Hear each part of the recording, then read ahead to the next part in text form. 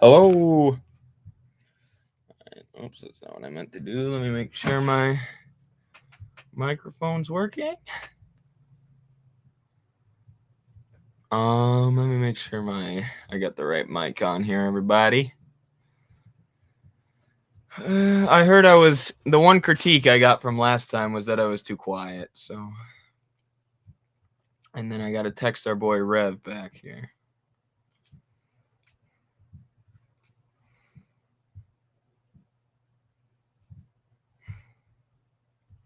One second.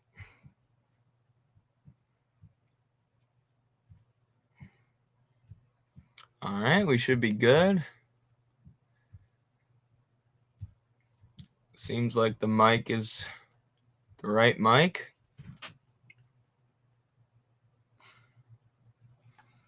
Yeah, Rev, I just read your text. I'll make you a co-host right now. All right, I just realized I'm muted. Fantastic. I thought I was talking the whole time, but let me make Rev a co-host here. How do I do that for my computer? All right, I'm gonna have to do this from my phone. 1 second, everybody. I gotta grab. Oh, never mind. My phone's in my pocket. I don't have to go grab it. But I am an idiot. I am the kind of person who looks around their house for their phone for an hour. Only to find it in their pocket. 1 second.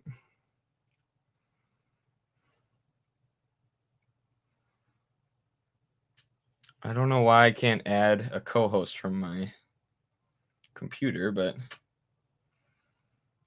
there we go. All right, there we go. Now I sent Rev a co-host request, and we should be good.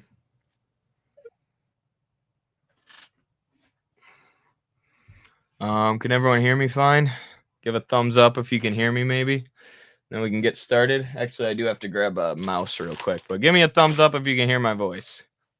Or send some kind of notification so I can make sure everything's working. Thumbs up, thumbs ups in the chat. All right, we good.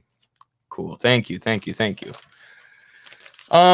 Great Con will probably be fashionably late, so we can get things started right away here.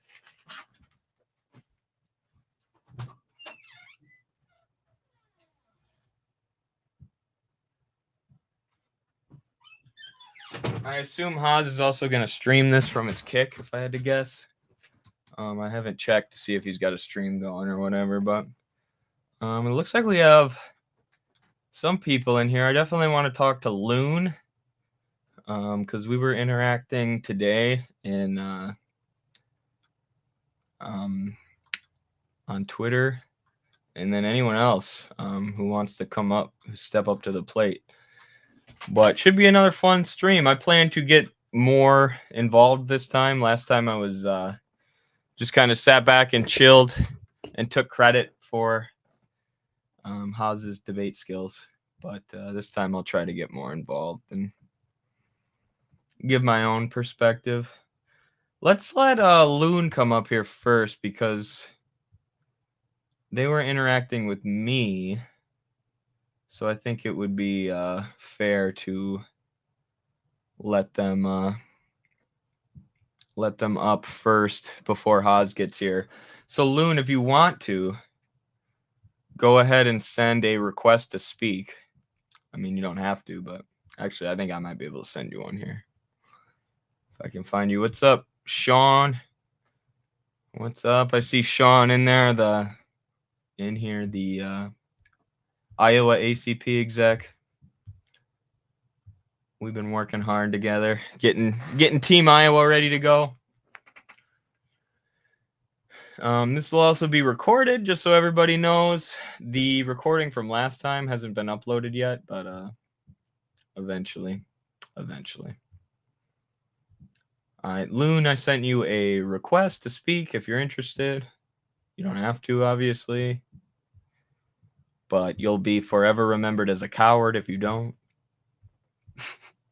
Just kidding. Just kidding, but seriously. Anyone else? Go ahead and request. request to join if you're interested. You guys are about to see Eddie Liger debate skills. I'm about to turn into the white Haz here. The white Haz. Actually, I don't think we need another Haz. If I turn into Haz, we can't do good cop, bad cop.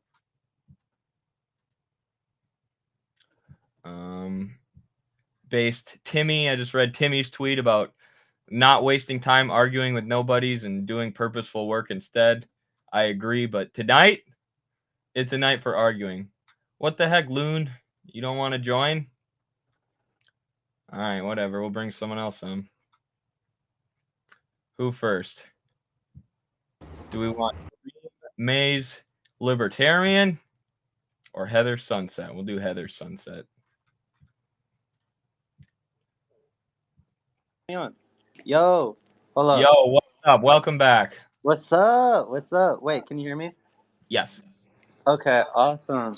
All right. So Haz isn't joining us tonight. He is. I don't know where he is. Aww. But he's always about 5 to 10 minutes late. You can pretty much bet Okay. on it. But All right. you can challenge me instead. You get the easier one. Oh, okay.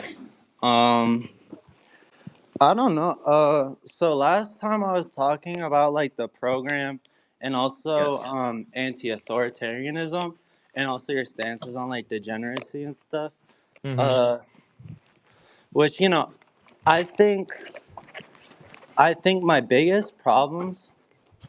Oh, we're taking the stairs. Okay. Um, my biggest problems are mostly like social conservatism of the party.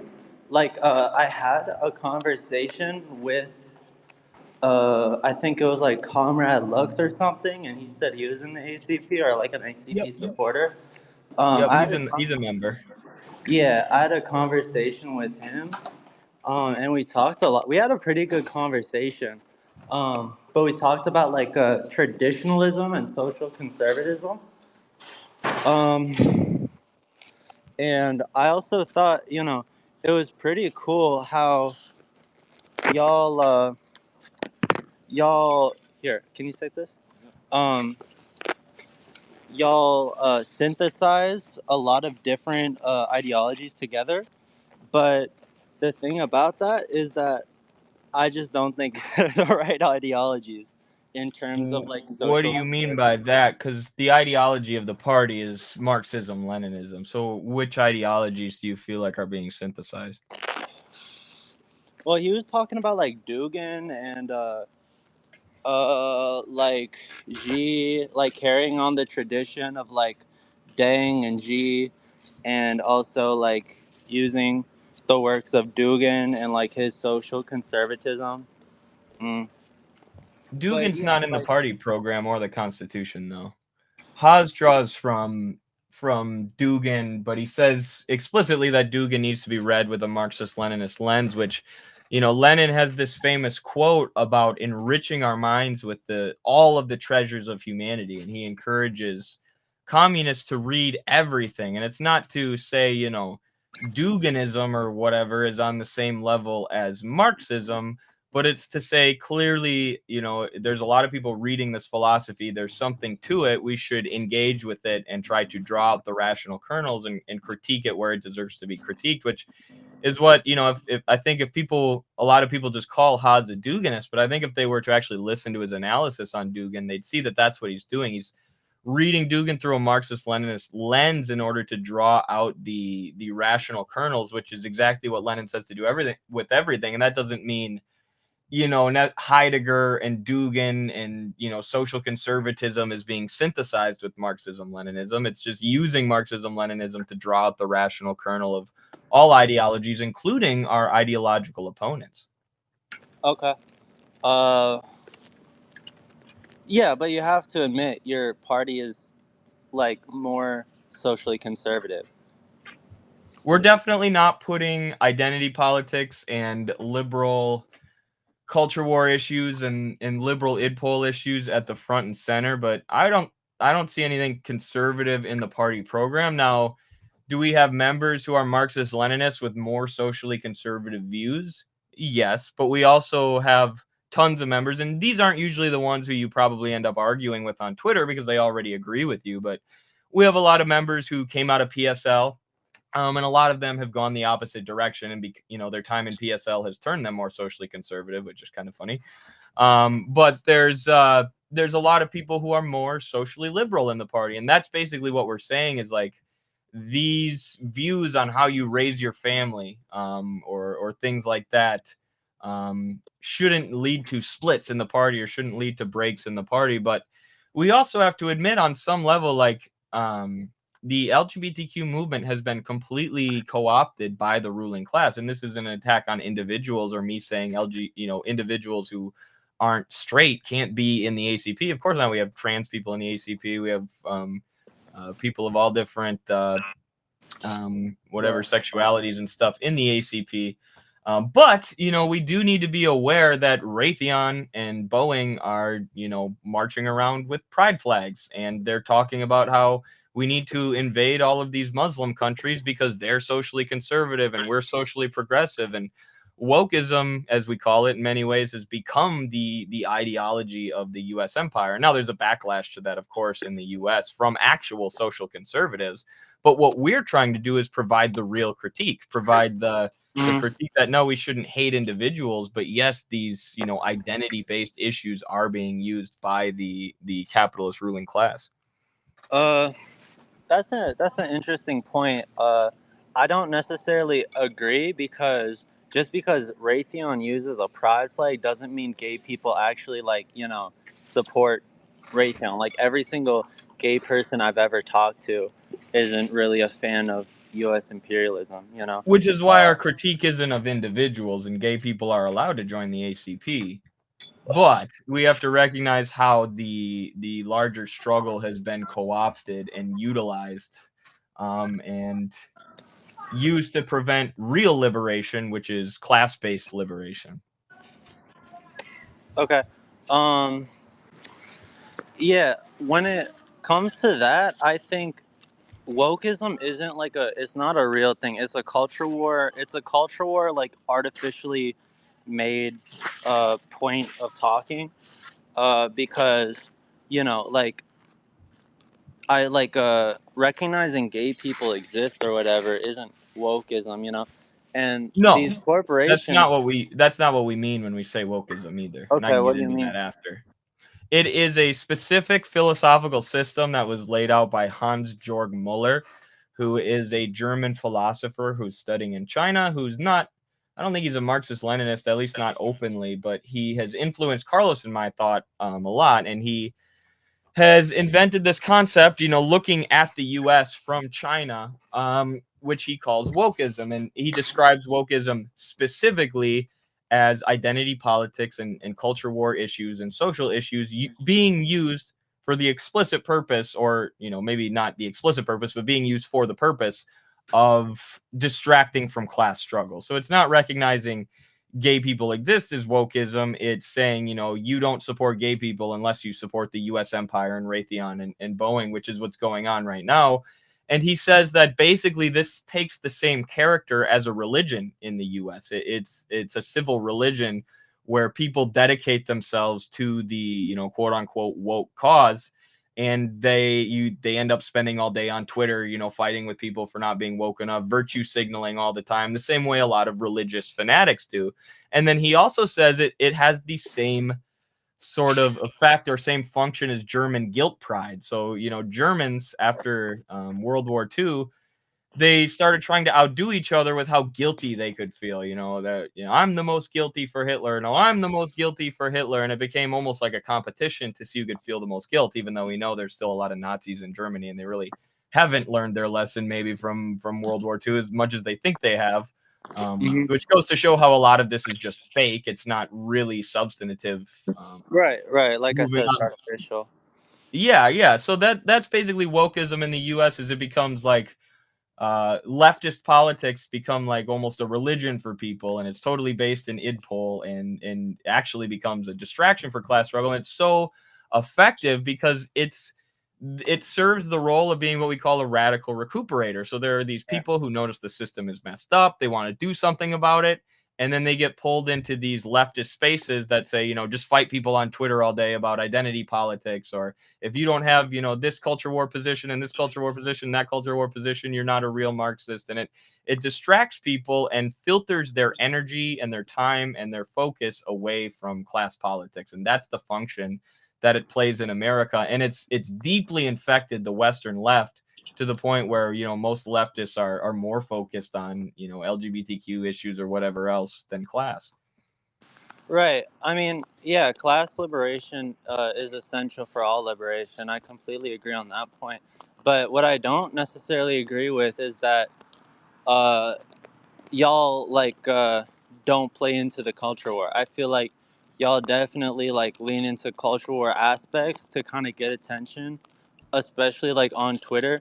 I mean, I've seen your members specifically misgender people, call them fags, some crazy shit, genuinely crazy shit when, communism is supposedly, a more progressive ideology in contrast, in comparison to other ideologies. But I think it's just, it's it's disappointing to see, when people try to not play into identity politics, they just go the opposite way and play into conservative propaganda, you feel me? um Yeah, I get what and you're saying also for sure. I've been, I was talking to uh Lux or whatever, and he called us, I was talking to him with my girlfriend. He called us rainbow fascists and Nazis just for, Well, you know. that's fair if you're acting like a Nazi with a rainbow flag in your bio. Not to say that's what you were doing, but Right. and like Well, at the end of the at Marxism the is end, about advancing the class struggle. Like, we don't want to become an HR department. Like, yes, our right. members, we don't want them feeding the culture war. And we've said this explicitly, and people have brought up the idea of maybe we should re-enter the culture war because there are so many eyeballs there. And, Marxism does need to address culture, right? It does need Right. to, in some level, engage with this culture war in order to bring things back to class. But, like, Marxism isn't about, making sure that everybody doesn't use a certain word. Like, it's really not that serious when all of our taxes are being sent to genocide, an entire, indigenous population of Palestinians. If somebody calls somebody else a mean word on Twitter, it might be offensive, yeah, but Marxism has never been about making sure people don't say fag. I disagree. I think when, as a queer Where person, it's a very real reality of hate crime, and when we perpetuate these stereotypes, we perpetuate this violence even through language. It advances the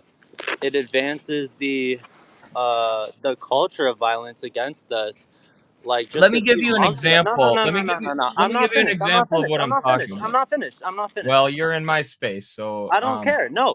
let me give you an 14 a example of what I'm 14 talking year about. old a 14-year-old was So like, dismembered on Grinder.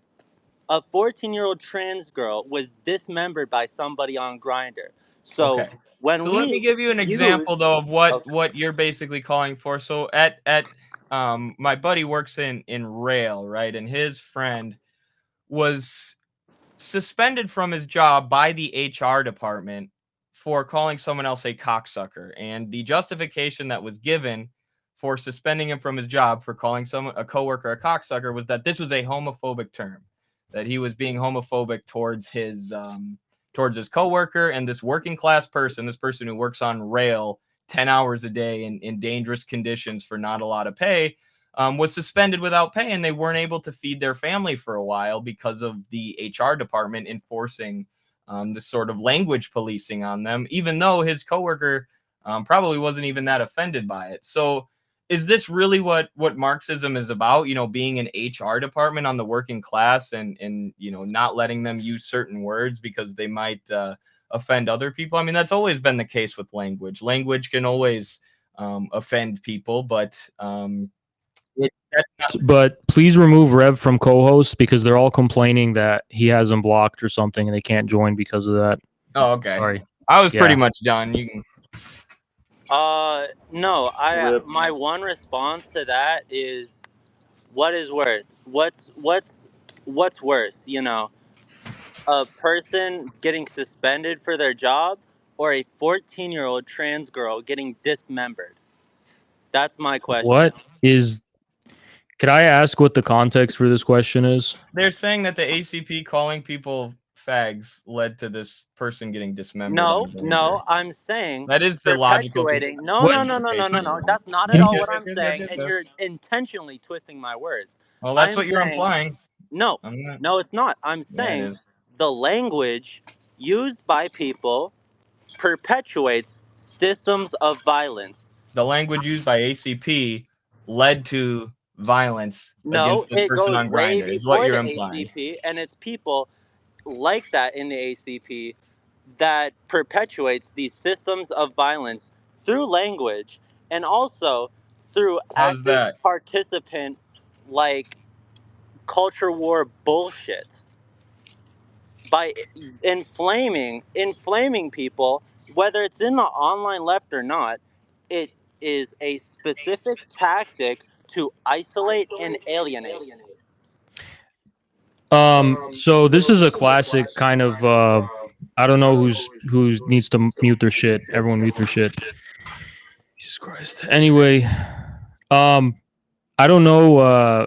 This is a classic kind of thing they'll say where they'll be like, oh, yes, using this word or having this idea perpetuates this specific system. And this way I can directly link two completely unrelated things because they happen to exist within the same universe and reality. Language does not perpetuate anything except reflect the actual reality. So if you have a problem with a reality, focus on that. But this idealism and subjectivism, according to which if we just change our language and speak in different ways, we're somehow going to fundamentally affect the actual material reality, is just pure idealism, and it has nothing to do with Marxism. Okay, I just fundamentally disagree with this idea because first... Well, I want to know what your arguments are. Are you a Marxist or no? I mean, not necessarily. I'm all over the ideological spectrum. I got it. So as Marxists, me and Eddie are Marxists, and we're materialists. I think, Eddie, I don't want to speak for you. We're a materialist as well. Yes. Can you carefully explain to us why we should even entertain your idealist babbling if you're not even a Marxist? I mean, based on what? Why should we? Because I understand Marxism. I've been a Marxist for like 4 years, right? And the world is much more complex and nuanced than just pure ideological orthodoxism. I'm not talking about ideology. I'm talking about a specific representation of how reality works, according to which the use of language is actually what maintains and creates systems rather than actual material relations of production. No, it's both. I'm telling you, it's both. I fundamentally disagree with the idea that the use of different words and the use of language perpetuates, quote unquote, perpetuates systems. I think if you're sanitizing your language on the basis of wanting to have a different consequence as it concerns reality, you're just being inauthentic and fake about what you actually think in the name of preventing the bad outcomes. If language reflects a bad reality, don't blame the language, blame the reality. It's as simple as that. I blame both. Because when you talk in certain ways, when you perpetuate certain language, this is a reflection of the reality, but it also creates reality. Perpetuation is complete nonsense. We're perpetuating a specific society by breathing. We're perpetuating everything by perpetuating our very existence. If you're going to crucify us on the cross of perpetuating reality in a bad way because we happen to reflect what reality actually is in our language, we're not the ones perpetuating reality. We are merely acquiescing and acknowledging its existence. Okay, that's just by if you say the sky is blue, you're not perpetuating the reality of the sky being blue. You're just reflecting within the use of your language the actual fact that the sky is blue. So this is materialism versus idealism. It's very simple. no. I completely disagree, and you're completely twisting my point. Because when you call someone a faggot, it is a Yeah, violent please. word to describe someone, to Do you think it's isolate them, violent and to alienate them. but it's also violent to call someone a retard and an idiot, isn't it? It's just calling you a fucking idiot. That's pretty violent, though, isn't it? Nobody gets hate crime for being a fucking idiot. People get hate crime. Yeah, because it's not gay. classified as a hate crime. People beat the shit out of each other all the time in the name of accusing each other of being idiots. So yeah, there's a lot of violence that's attached to that word. Are you serious? I mean, I could probably easily find you multiple cases that are in, FBI or police records where somebody chopped off the arm of a 14-year-old because they thought that 14-year-old was an idiot. So are you going to sanitize your use of the word idiot because it's associated with acts of violence?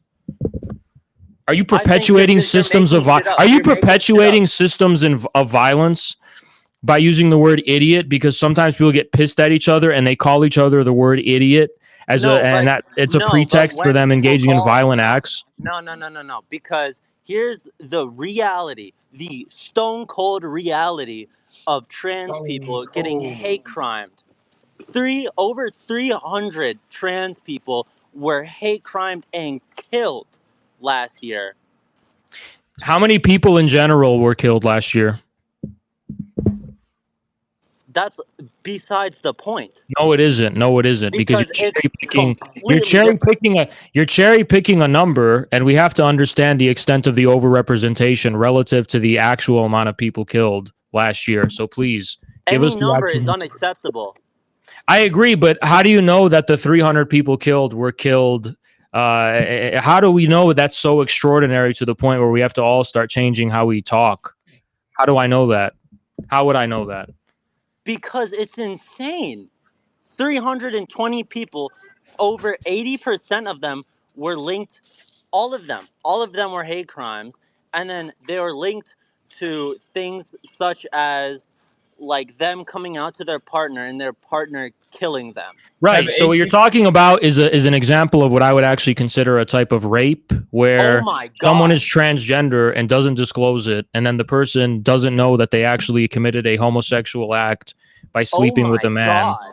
And then they get upset about it. Now, that's not because of the words that they're using. That's because people don't want to involuntarily change their sexuality because they were deceived and tricked and raped, actually. And that doesn't justify violence. It obviously doesn't justify violence, but the source of the violence isn't in the use of words. The source of the violence is, it's in people having an extremely animalistic and irrational response to having, to finding out that they had a partner. If this is the case study example that you're trying to use, they found out that they maybe slept with someone they didn't know was trans, and they had an irrational and extremely. Why does it matter? Why does it matter?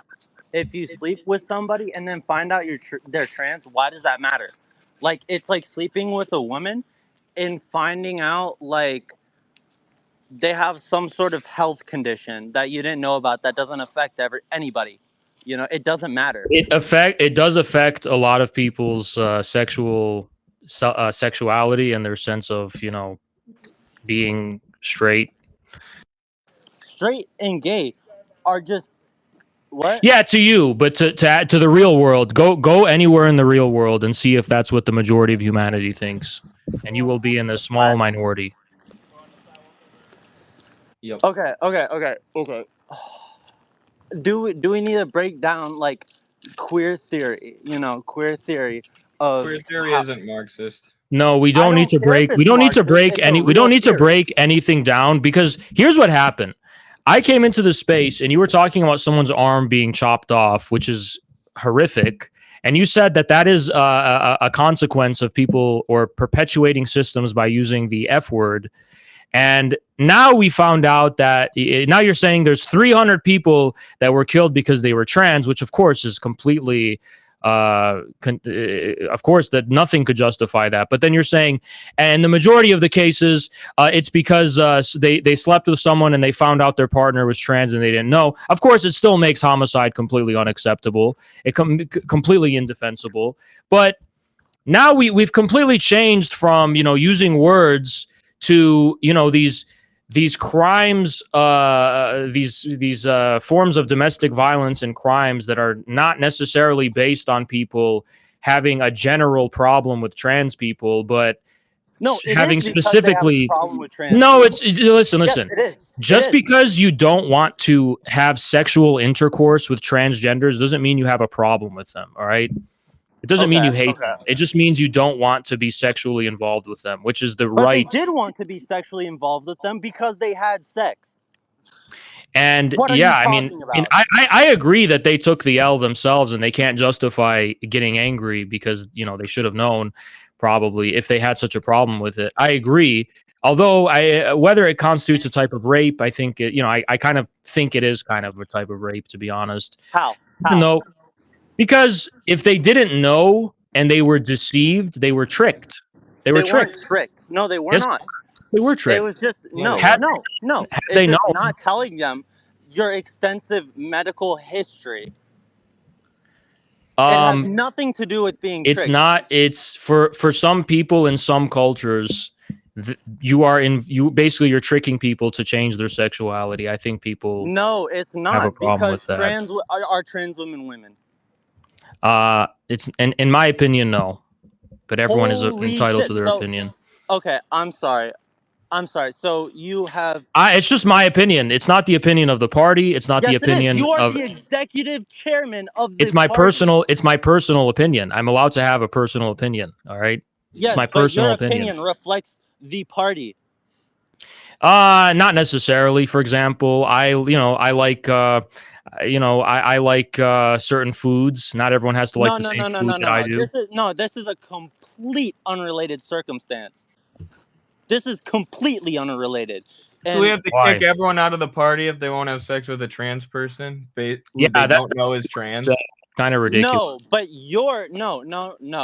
your personal prejudices and biases. It's not a prejudice at all. I have no problem with people who are transgender or want to identify however they want to. And I'll even go so far as to say that I won't purposefully, abuse people by identifying them personally in ways they don't want to be identified as, because I could care less. But if you're asking my personal opinion, this is my actual personal opinion. I have a right to have it. Period. Right, but your opinion reflects the party. What is so wrong with my opinion? Why is my opinion? First of all, no, it doesn't. I'm pretty sure there's at least one person who's transgender somewhere in the party. And, okay, I have a black friend. You know that it's a crazy argument. So are you saying, I'm allowed to have personal opinions that don't reflect the official position of the party? Obviously, I am. Okay, so let me explain this. Okay, so if you want to meet halfway, I could say they're not women. If you want to say they're trans women, I'll say I don't care. Fine, I'm a pragmatist. No. But they're definitely not. They're definitely not women in any conventional sense, in my opinion. You know, not even just in my opinion. Let's be frank. Objectively speaking, they're not. No, objectively speaking, the World Health Organization I don't care. Women. I don't care. The World Health Organization enforced a vaccine apartheid on the global south. The World Health Organization prevents the global south from getting all sorts of necessary medicine in order to help the Western pharmaceutical companies make more money. The World Health Organization is a piece of shit bourgeois organization. You fucking dipshit. No, you're the one who cited the World Health Organization as an authority. No, because they are medical. And I'm explaining to you why the World Health Organization and they know they understand the modern condition of gender. We have to believe. Why do we? Okay, I don't care what So I'm going to explain this to you. It's not the World Health Organization that decides what we consider a man or a woman to be. It's our culture. Okay, the culture that I'm from and the one that makes sense to me is the one according to which trans women are not actually women in a conventional sense. I don't care what the World Health Organization has to say about the matter because it's frankly irrelevant. They're not. What culture are you from? I'm an Arab American. Simple as that. Did you know during the golden age of Islam, there was many transgender women? So from your culture, if you want to make this a field of listen, culture, Heather, I don't care about all this scholarly nonsense you're going to tell me. If you were to go to any one of my family gatherings when I was growing up, or if you were to go to the village my family came from and started spouting your nonsense, they would laugh in your face. I don't care about this like bullshit you want to pull that you got from Western academia, because it doesn't actually reflect the reality of how people think, you know, in the real world. Now, even in the case where people would be tolerant of transgenders, which I'm not against, you know, necessarily, but they're not going to look at a trans person and be like, yeah, that's just a woman. Like, you're fucking crazy. Of course not. They're trans. Even transgenders will say, oh, yeah, you're trans. They're trans. They're not like just straight up women. That's nonsense. No, transgender people specifically identify as women who are trans. Okay, well, the trans thing is doing a lot of lifting there. I'm not going to lie. It's doing a lot of heavy lifting. Okay. There's... Okay. If you went down the street and you saw... Listen, why are you so focused on this topic? It really doesn't matter that much. We don't care about people's private... We don't care about their private parts. We don't care about... You clearly do. No, you're the one who keeps bringing it up. Don't care. I just told you that even if someone I met personally claims that they're transgender, I'm not going to just call them... I'm not going to look in their face and be like, yeah, you're a man. Because that's abusive. That's just like completely abusive. I wouldn't... You'd be a dick if you did that, right? But, you know, at the same time... You wouldn't be fundamentally respecting them as a human being. Something I don't believe. It's that simple. No, you just wouldn't be fundamentally respecting them as a human being. Because I don't personally think they're the same thing as like a normal woman. There's no such thing as a normal woman. Even like even BreadTube says that trans women are a different kind of women. Even if you know, I don't care about and I'll call them by their pronouns, whatever pronouns they want, just to be respectful to the individual. But like, it's clearly not the same type of woman as a biological. All right, so here's why I do think there's a problem called trans narcissism, because there's literally a genocide in Gaza right now, and we're on the verge of World War III, and like the election is in 5 days and stuff. And this person wants to take all the time in the world to like have a struggle session about why it's narcissism. No, I'm addressing your social. Who gives a fucking shit? Who cares? Who cares? The American left. Who gives a shit? Literally, who gives a fuck? I don't care about transgenders who are 0.000000001% of a given population. Frankly, it's an insult to all of us that we're spending this much time even talking about it. Okay. Let's talk about the genocide in Gaza, right? Let's talk about the genocide in Gaza. So you, as Marxists, do you support Hamas and Hezbollah, religious fundamentalist organizations? Yeah. Yes. Why? Because they're resisting Zionist imperialism, which is an arm of the U.S. empire and which always has been. And if you look at the economic policies and programs of groups like Hezbollah or Hamas, they're very in line with ours at the ACP. That's actually how Hamas was able to gain power in Gaza. I mean, it was the deterioration of the PLO, but they enacted all of these social welfare programs where they were bringing people food, water, healthcare, trying to meet their material needs in a very socialistic way. So even though they don't share our ideology, we recognize them as fighting the same beast that we are, which is the global empire, and trying to develop their countries to better the standing of their working class.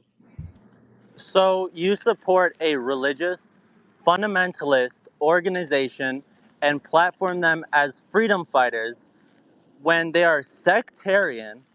They perpetuate... Literally, can I be clear? Not through language, but through actual violence. And can you give me one example of sectarian violence by Hezbollah or Hamas? I don't know. The Shia. You're right. There's no. When has Hamas persecuted Shias and when has Hezbollah persecuted Sunnis? Go ahead. Oh my fucking God. I could tell why you wanted to focus on the transgender thing, because talking about your genitals is probably the only thing you know about. Okay. But when it comes to actual things that matter, you were the one who mentioned genitals. So why are you thinking about my genitals? Because it's just navel gazing. You're just a navel gazing narcissist. Instead of actually becoming educated about the world, you just want to focus on something so private and intimate about yourself that no one else cares about. No, because social conservatism and perpetuating that affects real human beings. Do you understand that? The perpetuation of social conservatism doesn't happen at a subjective level. It happens at the material level. And the Yes, root and you cause want to of it, perpetuate it at a material level. yes, I want to continue being a human in terms of my existence. I don't want to become a kind of post-human monster. You're right. What are you even talking about? Post-human I'm talking about the monster? fact that in Lebanon and in Palestine, Hezbollah and Hamas, you're calling them socially conservative, but all they're doing is preserving the culture that they have that makes them human. Without culture, we're not human. Without preserving some kind of sense of wisdom, as so far as it concerns the way in which we relate to one another as human beings, as adults, and as it pertains to family, without having that basic continuity with our past, without having some sense, some cognitive mapping of our existence, we can't really call ourselves human. We're lost in the wilderness. So yes, they're insisting upon your humanity, and I have nothing against it. And moreover, you said that that they're committing sectarian violence. You couldn't even name a single example of their sectarianism. Now let me ask you a question. What is so wrong with the so-called religious fundamentalism of Hezbollah or Hamas? Go ahead. Okay, I'll quote Marx. Religion is the opiate of the masses. I'll throw that one out there. Yeah, and I'd be happy to educate you on what Marx actually meant and why you could actually argue that if they're religious fundamentalists, so is Marx. In a sense, Marx is even more of a religious fundamentalist, and I'll tell you exactly why. Marx rejected his own Judaism. Okay, we are many, many steps removed from where reality is. So if you'll let me educate you on the matter, I'd be happy to explain everything. No, I think Marx has me Right. covered. I don't think you need to regurgitate Marx back. I think there's a lot of what Marx said that you couldn't possibly be able to explain. Okay, shoot your shot. So first of all, Marx didn't need to reject Judaism because he was raised a Lutheran. Judaism had nothing to do with his upbringing. He wasn't raised Jewish in the first place. Second of all, as it regards Marx's critique of religion, this was actually done by Hegel and the young Hegelians before Marx. And Marx was actually pushing back on the young Hegelian critique of religion, which he regarded as idealistic, because the young Hegelians were actually attacking religion. And Marx said, if religion is the ultimate form of alienation, that could only possibly be because the world itself is somehow alienated with regard to itself. And Marx here was referring to the capitalist mode of production. He was referring to the capitalist alienation, which severed people from their traditional means of production and their means of subsistence. And for Marx, religion represented not simply the opiate of the masses, it was the soul of a soulless world, the heart of a heartless world. Religion actually represented what is fundamental to the humanity of the concrete whole of man's existence, isolated and severed off as a specific category and a specific sphere within the overall division of labor. And that's what Marx's problem was. Marx's problem was that on the one hand, we have our fundamental humanity bounded up with religion, which we categorize over here. But on the other hand, as it concerns civil society, as it concerns how we relate to each other economically and politically, we say to the devil, all of that lofty and beautiful stuff that's in religion, none of that matters. We just leave it to the devil. And Marx, in his Jewish question, he refers to this directly, right? In his critique of Christianity, it's like, okay, Christianity is so lofty and it's so sublime and it's all about the pure spirit and this is so great. We're all equal in the kingdom of heaven. But as it concerns our economic relations, we allowed that to just be with whatever was in continuity, what was from before, which Marx identified with Judaism, right? So he detected a kind of hypocrisy here, where on the one hand, we are the most human when it comes to our religion. We're the most human when it comes to our religious feeling and our religious belief. But that's not being reflected when it comes to our actual humanity, when it comes to how we actually behave, when it comes to how we actually relate to each other's existence, when it comes to how we actually reproduce and, to use a word that you're so fond of, perpetuate our existence. So that was Marx's critique of religion. He was more of a religious fundamentalist.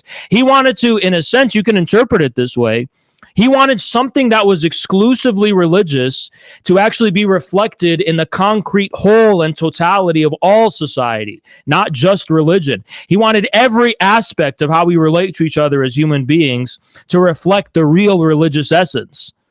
He wanted us to walk in the footsteps of God, not just in word, but in deed. That's one way you could really actually interpret where he was coming from. Follow the Bible. Not just follow the spirit of the gospel, not just the dead letter of the gospel. Actually do it in practice. Don't just isolate it and alienate it and cast it off as one category within the division of labor. Completely wrong. Marx had no intention of rejecting any religious traditions and liquidating them. For Marx, there was an authentic human kernel that was at the essence of what religion was. Religion, of course, was something for Marx that reflected something fundamentally true and essential about what humanity is. If you don't So believe he didn't regard it as, you know, like oh, they're using religion to keep people asleep.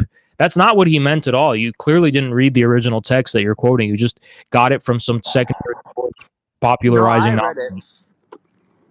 Really, you read it? Where's it from then? Tell me exactly where it's from. Nice sermon, bro. Nice sermon, bro. I'm not gonna name 3 songs for you. No, I'm not gonna name 3 songs for you. I'm not gonna name 3 songs for you. You know what I mean? Yeah, because you know it.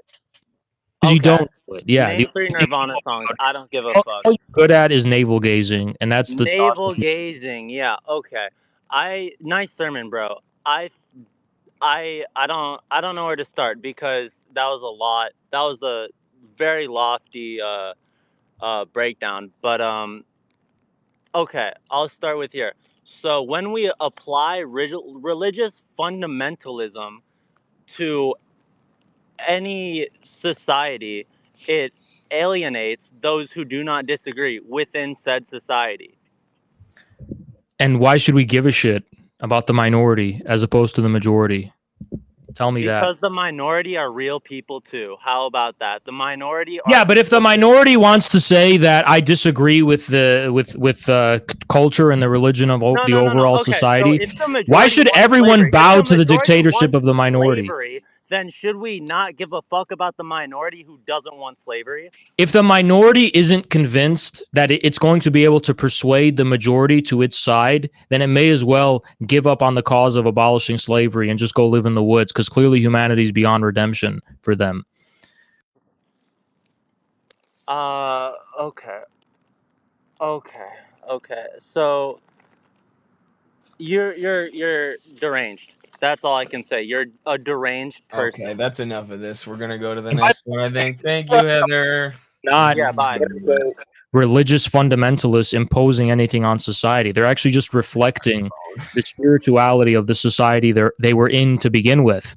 It's not like Hezbollah, you know, is responsible for the return of Shia Islam in the fucking south of Lebanon, where there's been Shia Muslims, you know, for over a millennia.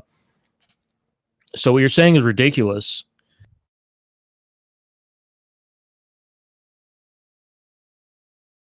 All right, Heather left. That was an interesting conversation. I think Heather should check out Marx's On the Jewish Question, or perhaps check out Marx's contribution to the critique of Hegel's philosophy of right, where he actually talks about that. But On the Jewish Question is good because Marx addresses these issues specifically, because I think it's Bruno Bauer is saying, like, basically that in order for Jews to liberate themselves, they have to abandon Judaism, they have to abandon religion. And Marx explicitly says that, no, that's not true liberation. True liberation is not doing away with religion. It's material liberation, it's class liberation. And a lot of the times, you know, the hyper focus on religion is a distraction from that. But I think, you know, people often don't understand that the primary thing for Marx was not a critique of religion. It was a critique of religious alienation, and those are very two different things. The critique of religion, if we understand this in the, you know, contemporary nihilistic and new atheist sense, is about liquidating religious traditions, forgetting them, just throwing a Bible away, throwing the holy books away, just totally forget about it and start from scratch. That Marx had, that would be Philistinism. Marx had no interest in that.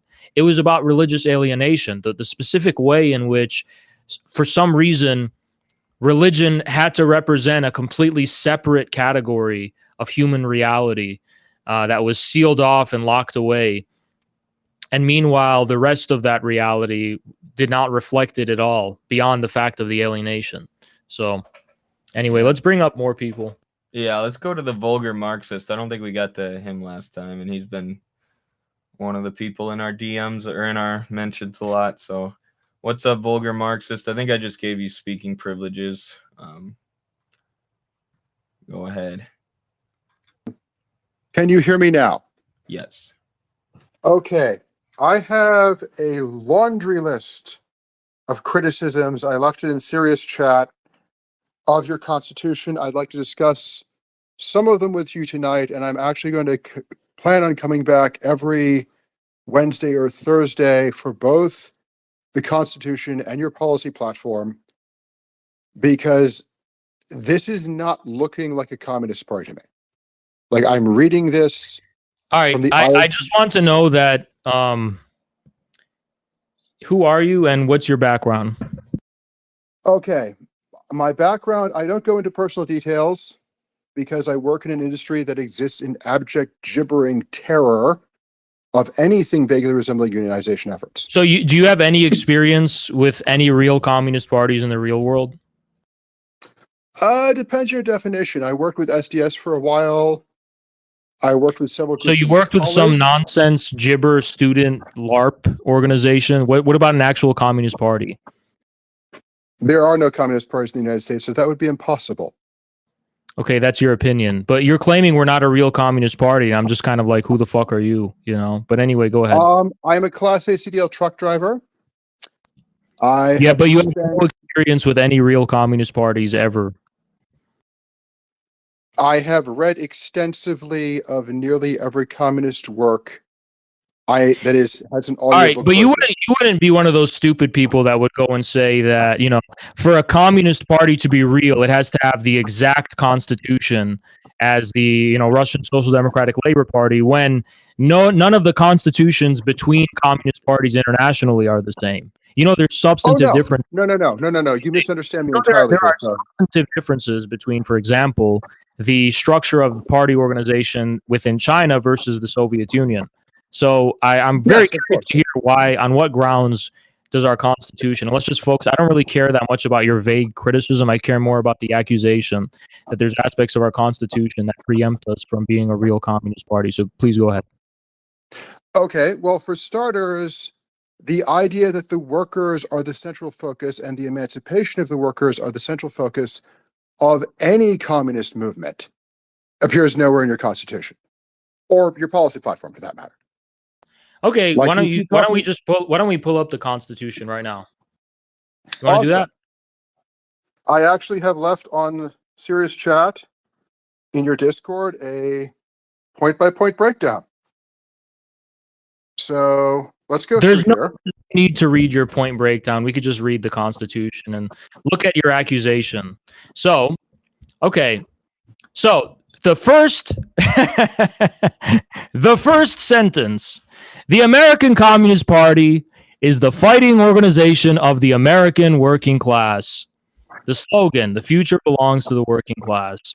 So what about our Constitution leaves it vague and up in the air about the significance of the working class for us, please? Okay, let's go through here. Article 1, Section 1. The American Communist Party recognizes only one communist party. That is entirely contravening to the fact that the working class will invariably have differing understandings of how to proceed, and multiple communist parties will be necessary to action those understandings, to articulate clearly and precisely to leadership what the workers desire. All right, well, you're just some guy who has an opinion. You have no right to claim we're not a real communist party and that we don't have any reference to the significance of the working class just because we reject the idea of political pluralism within the ranks of the proletarians party, the party of the proletariat. So we reject pluralism. You endorse it in an unprecedented way, by the way, because the Bolsheviks didn't have the patience for entertaining the idea of multiple communist parties. In China, they didn't have the patience for that. Not a single communist state in history had the patience for the stupid idea that there are going to be multiple communist parties. So you, all of them failed because of that. You as some kind of pothead have this really smart idea of having we need multiple communist parties. Nothing about truck driving, sir. Allow me to clarify for you. Truck drivers, and I said this for a reason, are drug tested monthly. I am Okay. not a pothead because Please I stop. can't be a pothead Please because stop I would be standing. Please stop standing atop the credential that you're a truck driver, because our director of personnel, arguably the second most powerful person in our party, practically speaking, Kyle, is a truck driver. So please stop standing atop this huge and vast wonderful. credentials. Then I am as valid in my opinion as Kyle is. This is the part you're not getting. Yeah, I so don't stop have a talking leftist about. No opinion. one We cares that both you're a truck have driver. opinions. Nobody cares you're a truck driver. Literally, no one gives a shit. Just make your Okay, argument. so We don't you care. flatly agree you do not care that I am a worker. Awesome, I'm glad we understand that. No, Now, I'm saying you being a worker is not going to give you any brownie points, because fucking 90% of our party are blue collar workers, and the director of personnel is literally a blue collar worker with far more experience organizing blue collar workers than you ever will in your life. So please shut the fuck up about that. Rev is literally right here, and he's a truck driver too. He's literally right next to me. Shut the fuck up about being a worker, because you're talking to the wrong party. As far if you're trying to virtue signal that, when the fucking whole party are workers, like literally besides me and a few others. okay, so let's go through the Constitution then, because there are a number of problems here. Okay, so let's see. First of all, external debate is prohibited. That is, again, directly contrary. No, I would like to kind of like focus on a specific line of argumentation, and once you can prove that you can succeed on even one of those, then I'm willing to entertain your other ones. But you made several accusations. I asked you why we weren't a real communist party. You said, well, you don't mention anything about the working class. That's contradicted by reading the very first sentence of our Constitution. You didn't seem to acknowledge you were wrong about that. When I pressed you on it, you immediately moved to the fact that we avow ourselves as the only communist party, and we only have recognition for one communist party per country. You say this is wrong because the working class needs multiple communist parties in order to experiment. Who is going to prescribe the possibility of multiple communist parties, even if it was true according to historical laws that there needs to emerge multiple ones? That would be something entirely outside of the scope of our control. And as far as we're concerned, we only recognize one. If you don't understand the paradox. If we sat here and were like, yeah, we believe there must be multiple parties, then what does that say about the status of our party? Is our party one particular party, or is it just an organization that's waiting for other parties to get the results for us? You see, this is the paradox of pluralism. In order for there to actually be pluralism, if it's actually necessary in reality, you have to stand on business and defend what you fucking have as the solution. If you can't fucking do that, then why would anyone else do it? If everyone's just going to sit in a fucking circle jerk, if everyone's just going to sit in a fucking circle jerk of pluralism, then we're all united in some capacity, if this is going to be formally mandated in a fucking constitution. So with all due respect, this is a really stupid point, and I would like you to follow up on it, please. First of all, there is no paradox there. There are and will always be multiple ideas regarding the direction forward. Why can't one communist party platform, hold on, why can't a single communist party platform multiple ideas? Because it has no ability to evaluate all of them. What are you talking about? Why does, how does, that doesn't make, who the fuck is evaluating the different ideas in a case of acquiescing to political pluralism? No one. There's no central authority doing that anyway. Why can't one communist party acknowledge a diversity of ideas and opinions within it? The workers are the central authority. The workers are the highest authority in any communist organization, and none may supersede them. That's actually not true. That's actually not true. This is literally the basis of the Bolshevik-Menshevik split, and Lenin explicitly rejected the idea of opening the party to workers in general just because they're workers. He said the party needs to be comprised of the advanced intelligentsia, the advanced arm of the working class, the most advanced sections only, right? So no, you're completely wrong. This idea that just because someone is a worker means they have authority is complete nonsense. Actually, I'm going to go out on a limb here and say, if that is your interpretation of Lenin, you are wrong. Okay? That's fine. Explain why. That's fine. Because Russia failed as well. Because okay, so you're the Russian people Lenin was wrong. So you're saying Lenin was wrong. Yes, because when the Russian people Russia failed, but the SDS. To be clear, Lenin failed, but the SDS succeeded. Correct? Not in the slightest. They failed as well, which is why I'm no longer with them. But what has the SDS actually contributed to history? Absolutely nothing, which is why I'm no longer with them. What did Lenin contribute to history? Absolutely nothing, which is why I'm not with him either. What the fuck? So I'm going to say this very bluntly. If you're going so to if I was in power, I'm going to be frank with you, vulgar Marxist. If I was in power, I would enact the Brezhnev-style policy of just locking you in an insane asylum.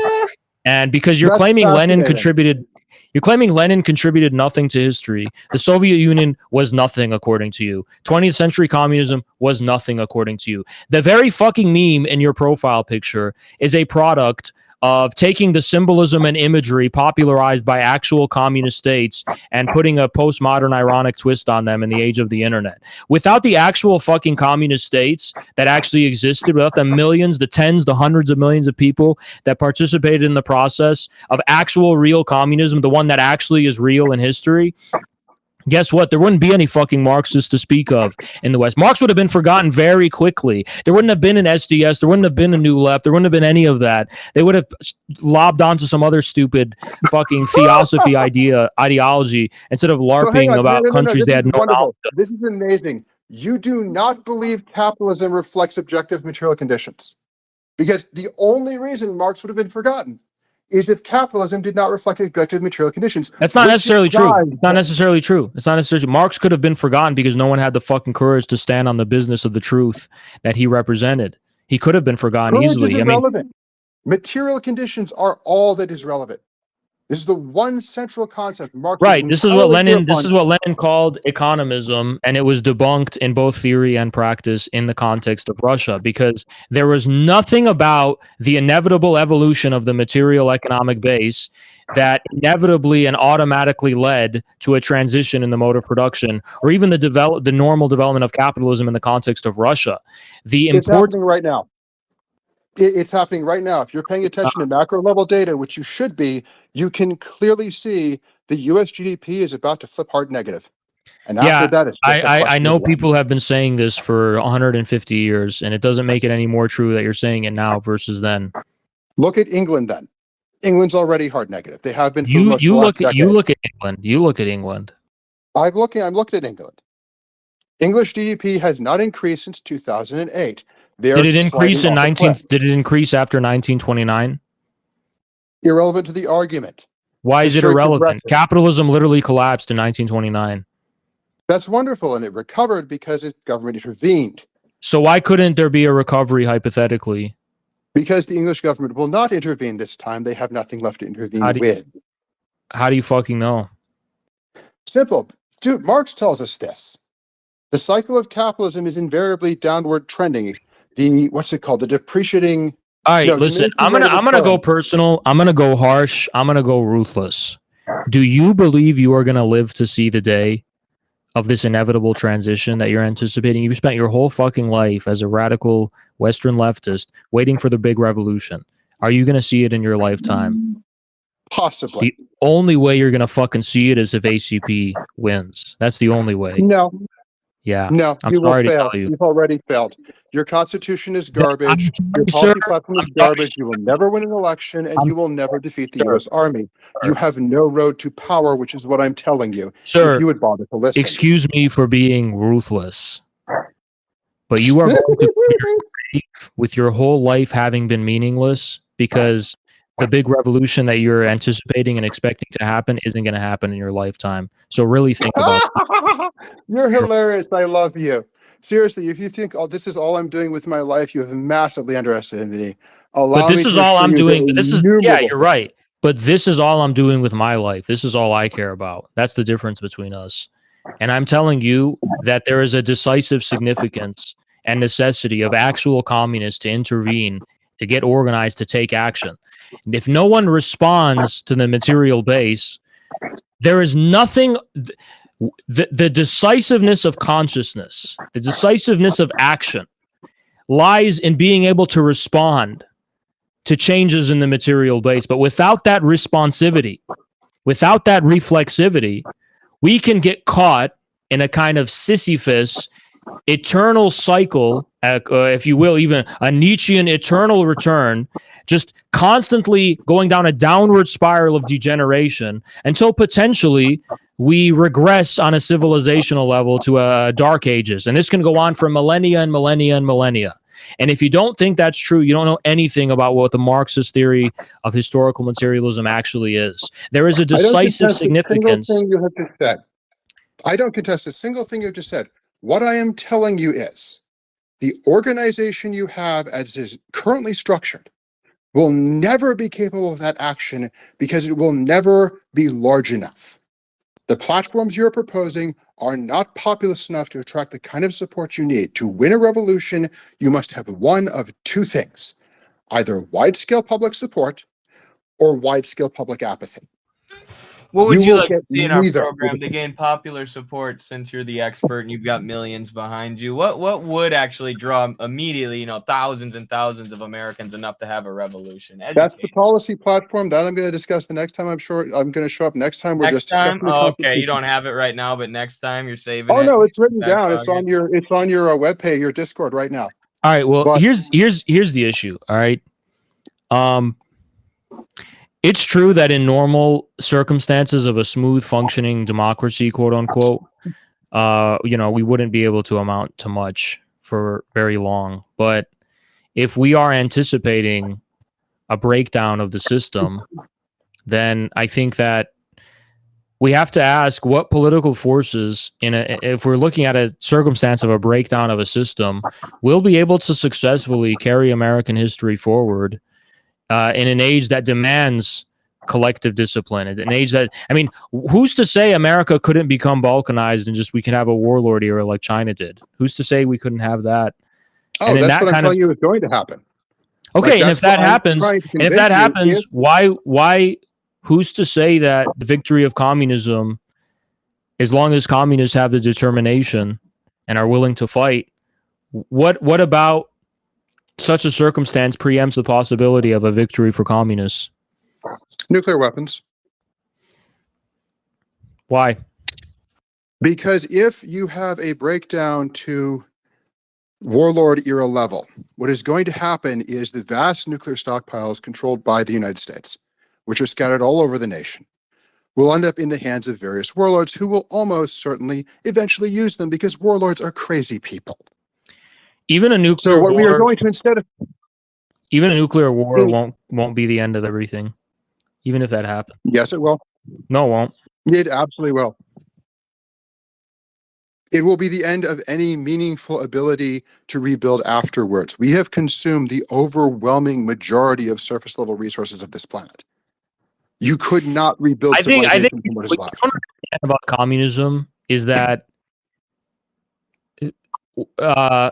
an environment of simplicity that demands simplicity, that's what selects for the victory of Marxism. When all you have is an army, when all you have is the discipline of a collective organization, when that's all you have, and you actually have it, and you have a strong basis for that, that's all you fucking need, straight up. Even if you will never have that. We get thrown back into the Stone Ages. There's nothing more powerful. There's nothing more powerful than a viable and a working and a functioning paradigm of collective organization of human beings. There is nothing more fundamental. There's no weapon more powerful than that, not even nukes.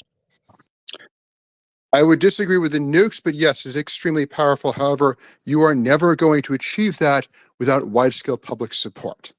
I think we've already initiated the process. We don't need public support right now. We've already initiated the process of creating a paradigm in which people with different subjective stances and subjective opinions can unite on a common basis. It's the common basis that unites us that's extremely powerful, and I think is really what you're underestimating. This party isn't united by the fact that everyone is fond of a single personality, a single idea, a single interpretation, or a single theory. It's that everyone is united by being committed just to the purport of having a collective unity and a collective organization that is more fundamental than the individual and the individual self-interest.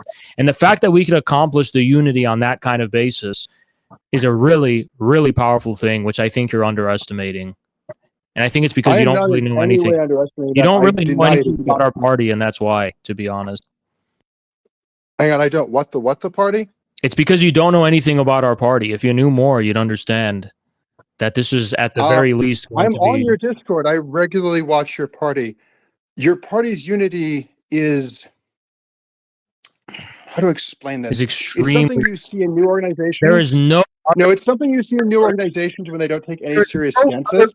organization that is from my generation that has lasted this long, and it's only been 3 months. Name one from my generation. Name From a our single. generation, we didn't have organizations in our generation.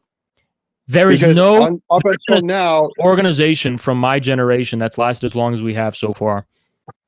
I just said there is none because none of them lasted that long because material conditions not further such an organization. You got Stop out of the blaming gate material fast. I'll conditions tell you which that. we have no control over. It's how we react and respond to those conditions that are decisive in the end, when as it concerns us. Yes, and I'm telling you, your constitution directly prohibits such a response. Like, I'm Well, trying to warn you as a friend right now. I don't think you understand that. No, I think you're being presumptuous. I think you're ignoring all of the hard work that went into creating this constitution and this party in general. And it's really presumptuous to just kind of backseat critique us when you don't have any experience yourself putting together something like this, with all due respect. I have extensive experience putting together organizations, nothing quite this large, but yeah, no, I do have extensive experience with this sort of thing, which is why I have a very, very long critique on your Discord right now. Okay? You have made very fundamental errors. You have open contradictions in the document. More Can you critically, you do explain not have enough. one without like I don't want to go read the long post you made in the Discord. Can you explain one? Okay. Let's see here. Because the first one you said was that we had nothing about the working class, and that was disproved within. No, that wasn't a contradiction. The contradiction is that in one that in one part of the document you state that all chapters will receive one vote on the Central Committee. In another part of the document, you state that chapters will be apportioned votes based upon their size. You do not go into how many votes or how, which is a huge problem because the way you've got things structured right now, you're going to end up with some chapters with 10 or 20,000 people and other chapters with 5 people. So if, for instance, you have, say, 4 dozen chapters in West Virginia and 1 chapter in New York, how are you apportioning votes there? You say we have 4 dozen chapters in Virginia? If you end up with 4 dozen chapters in West Virginia. We have 1 I don't know chapter. if you've Chapter per state. What are you talking about? I assume you understand this organization is going to have to grow, right? Yeah, but 1 chapter per state. Each chapter can have as many members as they want. We're not going to add multiple chapters to each state. Okay, so that's not explicitly stated in the Constitution. State chapters don't even kind of mention except for one area. obvious. It's not in any way obvious, particularly, I don't know if you've driven through West Virginia, dude. It's actually pretty darn hard to get to a physical meeting if you're 2 valleys over. Good That's thing we not have a simple Zoom. thing to You do. can have Thank remote God for meetings. Zoom, right? Well, we fixed the problem. Skype. Okay. We did it. So your that one was intention wrong. Let's is move to on to the next use- one. Hmm? So that one was wrong and based on a misconception on your part. So let's move to the next one. Well, no, it's based on the fact that things aren't clearly stated in the Constitution. Hang on, let's go through the next couple. I write these down for a reason. That's good. That's good. Okay, state chapters are mentioned in one area only. Covered that. Okay. Your system for bringing in new members requires personal confirmation by the Central Committee. What's going to happen if you have, say, 10,000 members all join in a week? Show us what will happen, please. That'd be Well, great. you're going to get, they're going to quit before you're able to confirm them all. So you just lost a huge base of support because your process So you're saying we have to prepare for the eventuality in which 10,000 people join and then leave right away. inside of a week. Yeah. Eddie, we should really cash out on that and have entry fees or something, because it'd be a shame if Honestly, we wouldn't at least take $10 from each of them. That could fund the whole party. You think I hope that happens. $100,000 is going to fund your whole party? This is moderately I'm entertaining. just fucking around, bro. Okay, I'm not. Okay. Okay, so another example. How do you get rid of the entire not central committee, directory board? I think you called it in one go. Why would you want What? to do that? Spanky tanky situation. Oh, Good thing we're not the something like that would probably just destroy our party outright. To be frank. Yes, we'd be crushed. But in any case, our national congress is in Eddie. How long is it? 2 years, right? Yep. And the executive board will all be subject to a review. And if we fail to deliver our promises, I mean, we could all of our seats will be up for grabs. Yeah. Okay. That So brings it's to a the next one. result-based party. Why is the executive board allowed to choose its own goals rather than having goals dictated to it by the federal committee? It's not. It has to. Okay. It has to agree on the goals with the central committee. Okay. So with delegates from all the chapters, there has to be an agreement. Okay. Are rank and file members in the chapters able? Let's say again, spanky tanky situation. How would a rank and file member charge a central committee member? There is obviously not central committee. Director. I keep getting that confused. I'm used to using that term. Member of the executive board. Yeah.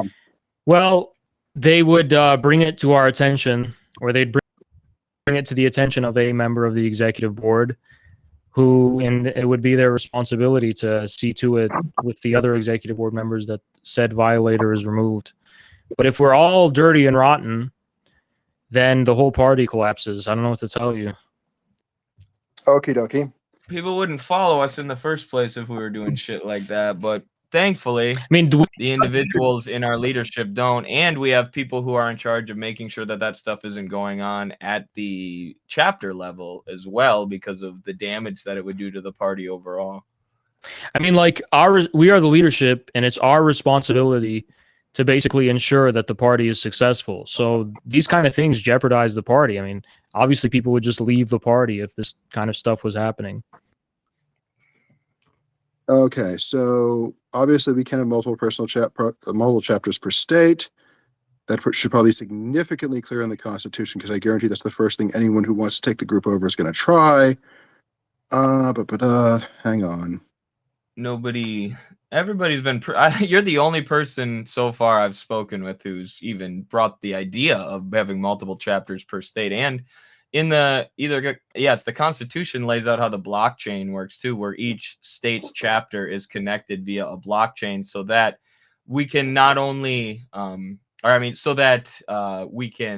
people can tell it's public record which Twitter accounts and online profiles are actually representative of the party or not.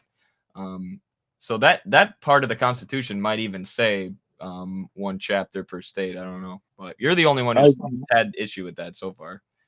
No, I think it's kind of self-explanatory, but no, I how to explain this. I've spent 35 years running tabletop role-playing games. I'm used to looking at a rule set and asking, okay, how the heck is someone going to break this? Gotcha. So that's one of the reasons why I came in here with we won't let them have multiple chapters per state, so that'll be all right. I appreciate cool. concern though. Okay. I'm also concerned. Hang on, where is it? Okay, Article 11, Section 2, where you have members trying to start businesses. I'm honestly assumed this was some kind of joke, because we're all Marxists here. We all understand that. In order explain how we fund the party. Go ahead. Explain. Elections, the same way any other party does. We fund the party through elections. What the fuck are you talking about? What the fuck are you literally talking about? How do we get money? How do we get money? Go. I just said campaigning in elections, running for local offices, running for state offices, running for national offices. So accosting and begging strangers. How do we fund fucking campaigns, you idiot? Donations, online donations from wide-scale membership.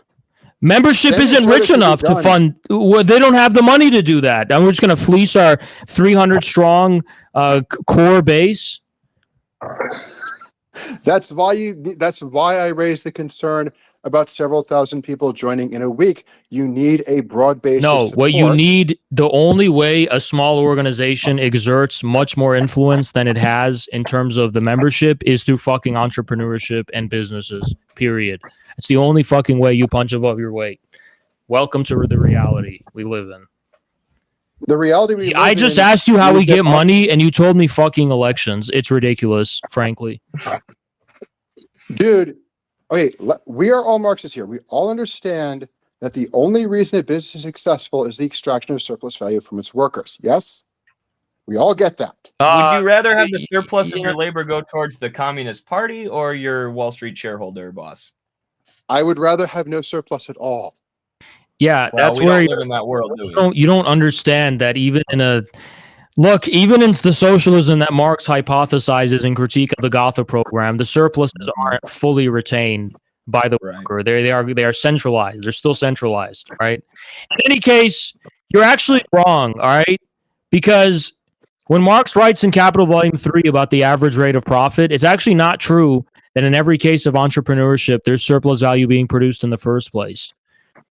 And then there's all sorts of other complications that Rev can talk about, but which we don't have enough time to, about how money, how the credit system works, about how money is just fucking printed, and how that really fundamentally complicates how surplus value is produced.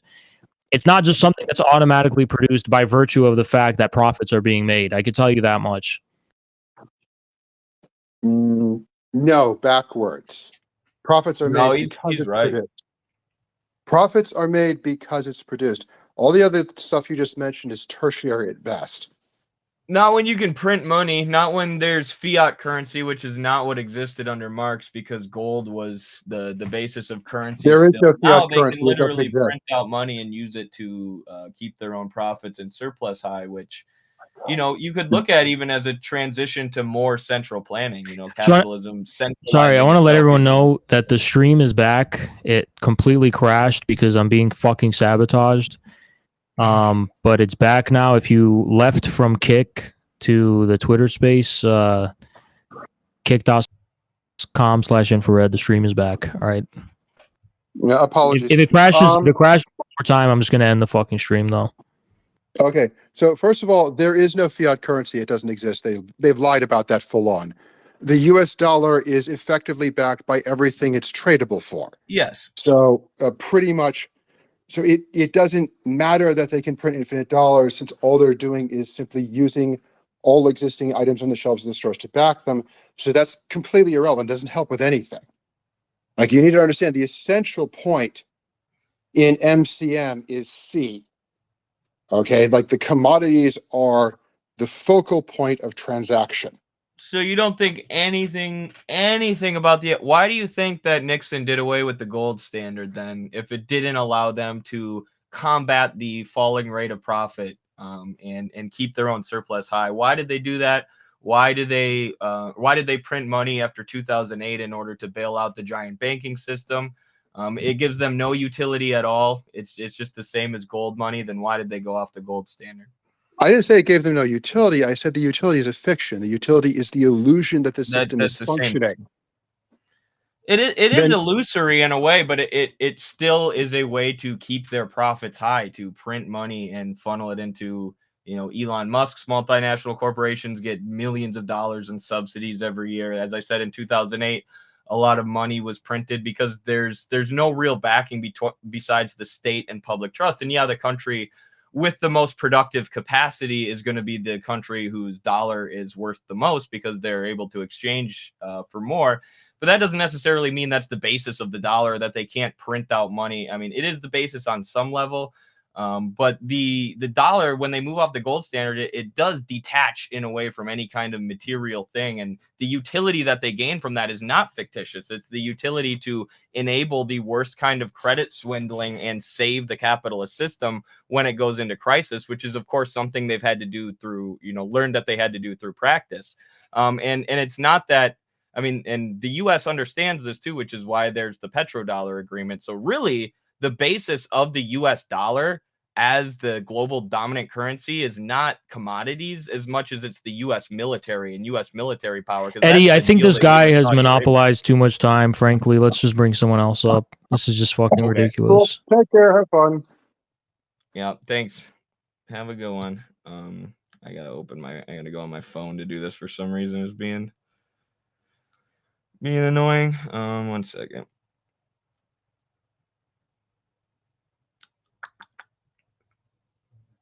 All right. Let's go to who's next?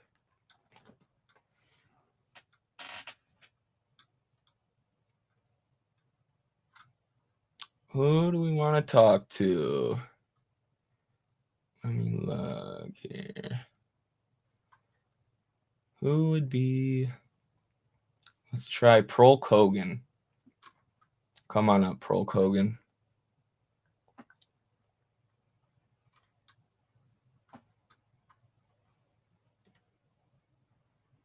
Pro Kogan, go ahead. You have the floor. Short time, though. Gotta go. Shit or get off the pot. All right, no Pro Kogan. Let's try Rumpelstiltskin. Rumpelstiltskin, what do you got for us? Go ahead.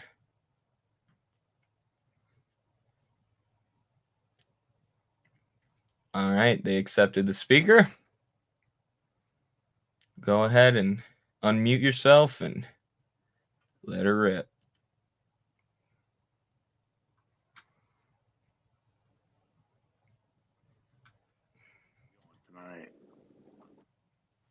Yo, you can go ahead. I saw that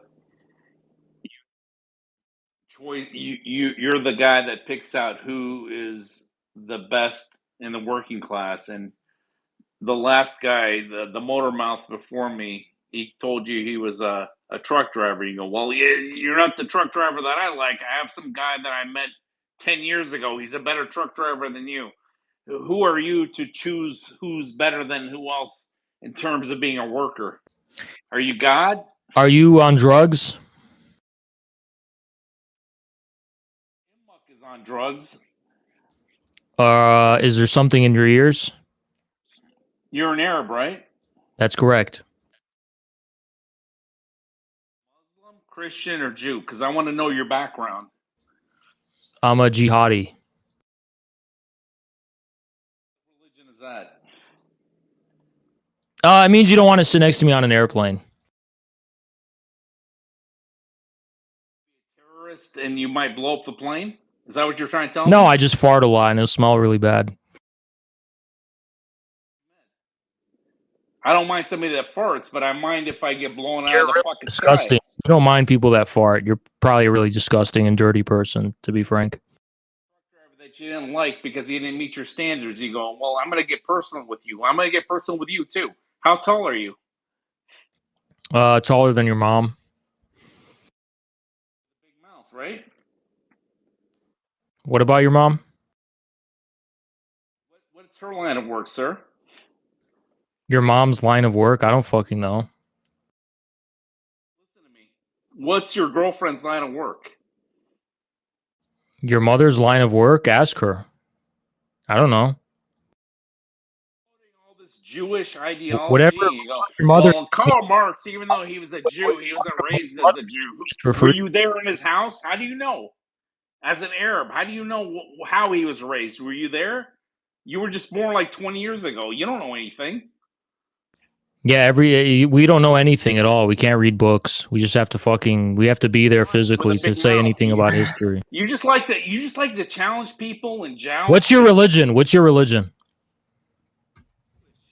I'm Jewish Muslim.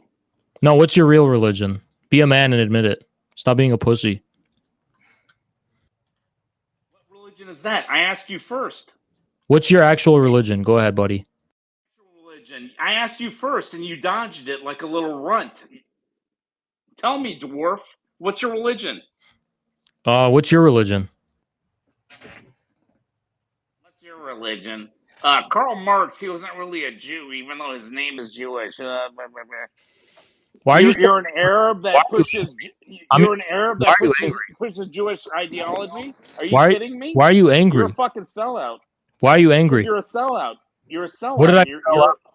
You're an egomaniac, and you go. We have to have a violent revolution in this world. Why do you But, say all that? right, can you say that And again? don't be on the same plane as me, because I'll fucking blow it out of the sky. Maybe Can I should you report you. please? Can you say that again? But this time, Maybe don't I should report you. report me, pussy, snitch. You sound That's like what you a are. fucking terrorist. You're a little You snitch. sound Go. like a terrorist. You gonna cry? I'm not gonna cry Before for you leave, You're nobody. Rumpelstiltskin. Hold on. I'm not gonna leave. You're gonna leave. Can you repeat it You're one a more coward. time? Can you repeat that one more time without holding your nose? Why? I'm talking like you. I'm 5'5" with a girlfriend that does I'm weird 5'5" and I could snap you over my knee without trying. But thanks for coming on the show, bitch. Oh, you removed him. That's a shame. Sorry. I love Are you having fun with that guy? He was pissing me off. I love people who talk this way to me on the internet. Because they're quiet when they see me in real life. I don't know. Yeah, it's weird how that works, isn't weird. it? I've met a few of those guys. They won't even look you in the eyes in real life. They're like, what does he expect? I'm going to entertain this on the fucking internet. But anyway, he had an extremely nasally voice because he's a low T pussy, and he should go take some testosterone supplements. And frankly, this is a case where I can forgive transgenderism because that is clearly a man who needs some gender affirmation to become a man. Frankly, let's start by sounding like one instead of sounding like a fucking, you're a 5'5" on the airplane. I'm going to report you. And basically, what's your religion? You're a sellout. Marx wasn't Jewish. Were you there? Were you there? Did you see? Were you in his house? He goes, were you in his house? He literally said that. Anyway, let's bring someone else on. All right, let's go with. My guy looks like he agrees with us mostly. Yeah, okay, this looks like it might be a leftist. Showtime. You're up next. What's up? Go ahead and accept the speaker and then unmute yourself and go ahead. Yo, peace and blessings, love and light. This is Showtime from the Iron Mike. I got a question for Haz. Maybe I've been listening to his debates, and tragically, there've been few people that can truly engage with the guy. So I think it'd be more interesting if just Haz debated himself. I think we would get more out of that. But my question is, I don't really have it formulated, but I see like a contradiction emerging between this kind of civilizational approach and this kind of Marxist-Leninist nationalism. When I think of like, MAGA communism and a communist party in the United States, this kind of internal national approach. But I've been hearing you, and I know Heidegger and others talk about this civilizational approach. So could you talk about that if you see any contradictions or if you're wrestling with any contradictions on these different approaches? Thank you. That's a really good question. Yeah, the civilizational paradigm I don't think directly comes from Heidegger, not at least as far as I'm concerned. As a matter of fact, I think no, actually. Heidegger has nothing to do with the civilizational paradigm. The civilizational paradigm has a lot to do with history itself, because in the 20th century, the nation state was more or less considered to be the highest development of the national form, right? The nation state, the national existence. But what we can see in the era of multipolarity, emergent multipolarity, is the rise of regional integral civilizations, which contain a plurality of ethnic identities, at least. And, by the standards of what a nation state is, even a plurality of nations, if you can even, depending how you define nations. And the determinate way in which these different nations or ethnic groups interact with each other, whether that's through exchange, whether that's through the way they view each other, whether that's through the established conventions defining the specific cultural relationships with each other, come together to form, a kind of integral civilization, which is a specific entity. And there are multiple different civilizations. Russia has many different ethnic and, they were defined national minorities, and not just the Russian ethnicity, right? And they all exist within this kind of Russian civilization, and the specific way in which they interact and relate to each other comes to form what Russia is as a civilization. The same is true for China. The same is true for others. So that is the civilizational paradigm, which is a step above the nation state. Nation states are homogenous, right? They don't have room for the recognition of differences.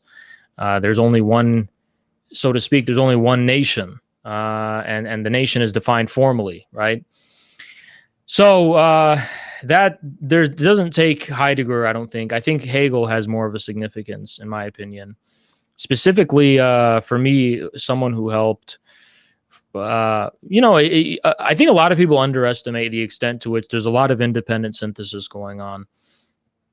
Where, for example, I'm inspired by Kojève's idea of the universal and homogeneous state, and I'm applying, or I'm understanding that within the context of, the development of the 20th century and now the 21st century and multipolarity. And there's a lot of ways in which things are being put together, reality and past ideas, and they all come together. And the significance doesn't have to do with, oh, this is Heidegger, this is this or that thinker, Kojève or whoever, or Dugin even. It has to do with, like, there's clearly something new going on in reality itself. So all these different thinkers just are stand-ins for different forms of recognition of that fact. But, like, there's clearly this symptom, if you want to call it that, underlying symptom of the fact that, like, we're in an era of multipolarity. We're in an era where nations are no longer the highest form of, of collective existence.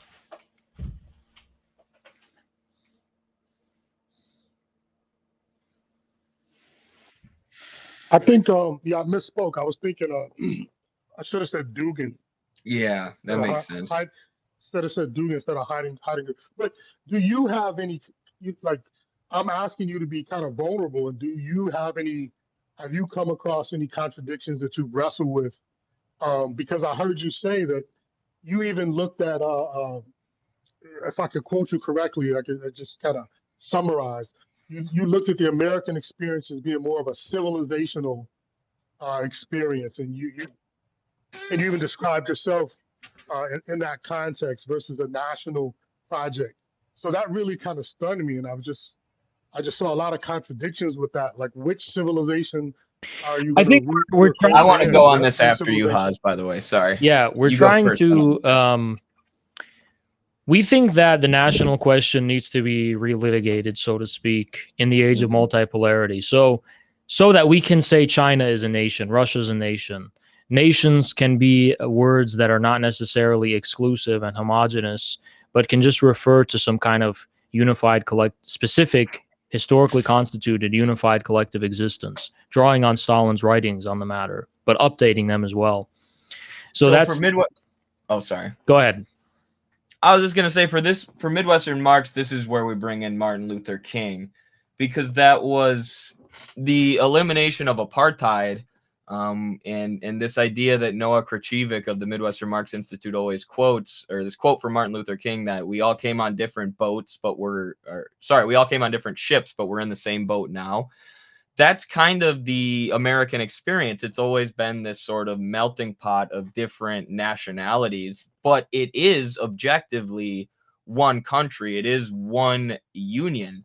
So is the Marxist solution to then balkanize and cut up the United States into a bunch of little pieces and turn it into like a Europe-looking thing? I don't think so. I think it's to unify the working class of the entire country and build a socialist project, or potentially in the event of a collapse. But as Haz was saying, we look at it more as a civilizational state. At least that's the word that I would say. And I think King is important because the civil rights revolution represents a material change in this country where black and white workers were placed at least on the same legal playing field. We know that there are still years of economic oppression and stuff that still afflicted the Black community at the time. But it really unified America and said, no matter where you come from, no matter what your skin color, no matter what nation you're in, you know, we are one country. And the Black Belt thesis in America never caught on. You know, this idea that Black people taken from Africa should have their own nation separate from white. It's just something that didn't catch on because Black people in this country overwhelmingly see themselves as Americans. They see themselves as being part of the same state, the same civilizational project, the same country, the same nation, you could say. So that's I think King and understanding the civil rights revolution is important for understanding this in the specifically American context too. That's what's up. Thanks for bringing me up, guys. I'm gonna drop back down, but respect to you guys. Wish the party well. What you guys are doing is historic and impressive. And to Haz, look forward to seeing you on some bigger debate stages, man. Go ahead and get on the Oxford stage, get on some bigger platforms. More people need to hear you. But love and light, Showtime for the Iron Mike, and make sure you guys look me up if you come to China and Shanghai. Appreciate it, brother. See you later. Thank you so much. I like that he uses the word wrestle with contradictions. I got to start using that one more. That's I like that. Because wrestling matches are like the most dialectical thing ever. All right, one sec. Let's move to the next person. Okay, here we go. I wrote a whole ass article on the dialectics of wrestling. If anybody, I don't know who would be interested in that other than me, but all right, Pro Kogan, we're gonna try again because you didn't join last time, and then we're leaving comments. So, please accept the invite to be speaker and then unmute yourself. Okay, there you are. All right, go ahead. You go ahead, Pro Kogan. Your mic may not be working or something.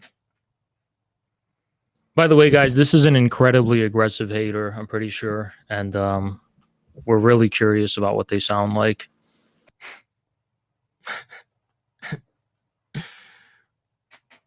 Pro Kogan. But they're probably going to say that we muted them. But thankfully, this is being recorded, correct? Yes. So it's clearly he's not being muted. It records that as well, right? Yes. Yeah, so they're probably going to say that they were muted, or they're going to make some kind of excuse because they keep making excuses because they just are afraid, I think. Seems that way. Unless Pro Kogan, oh, they just muted themselves when you said that. Go ahead, Prolk. Speak. Stand on business. Be a man.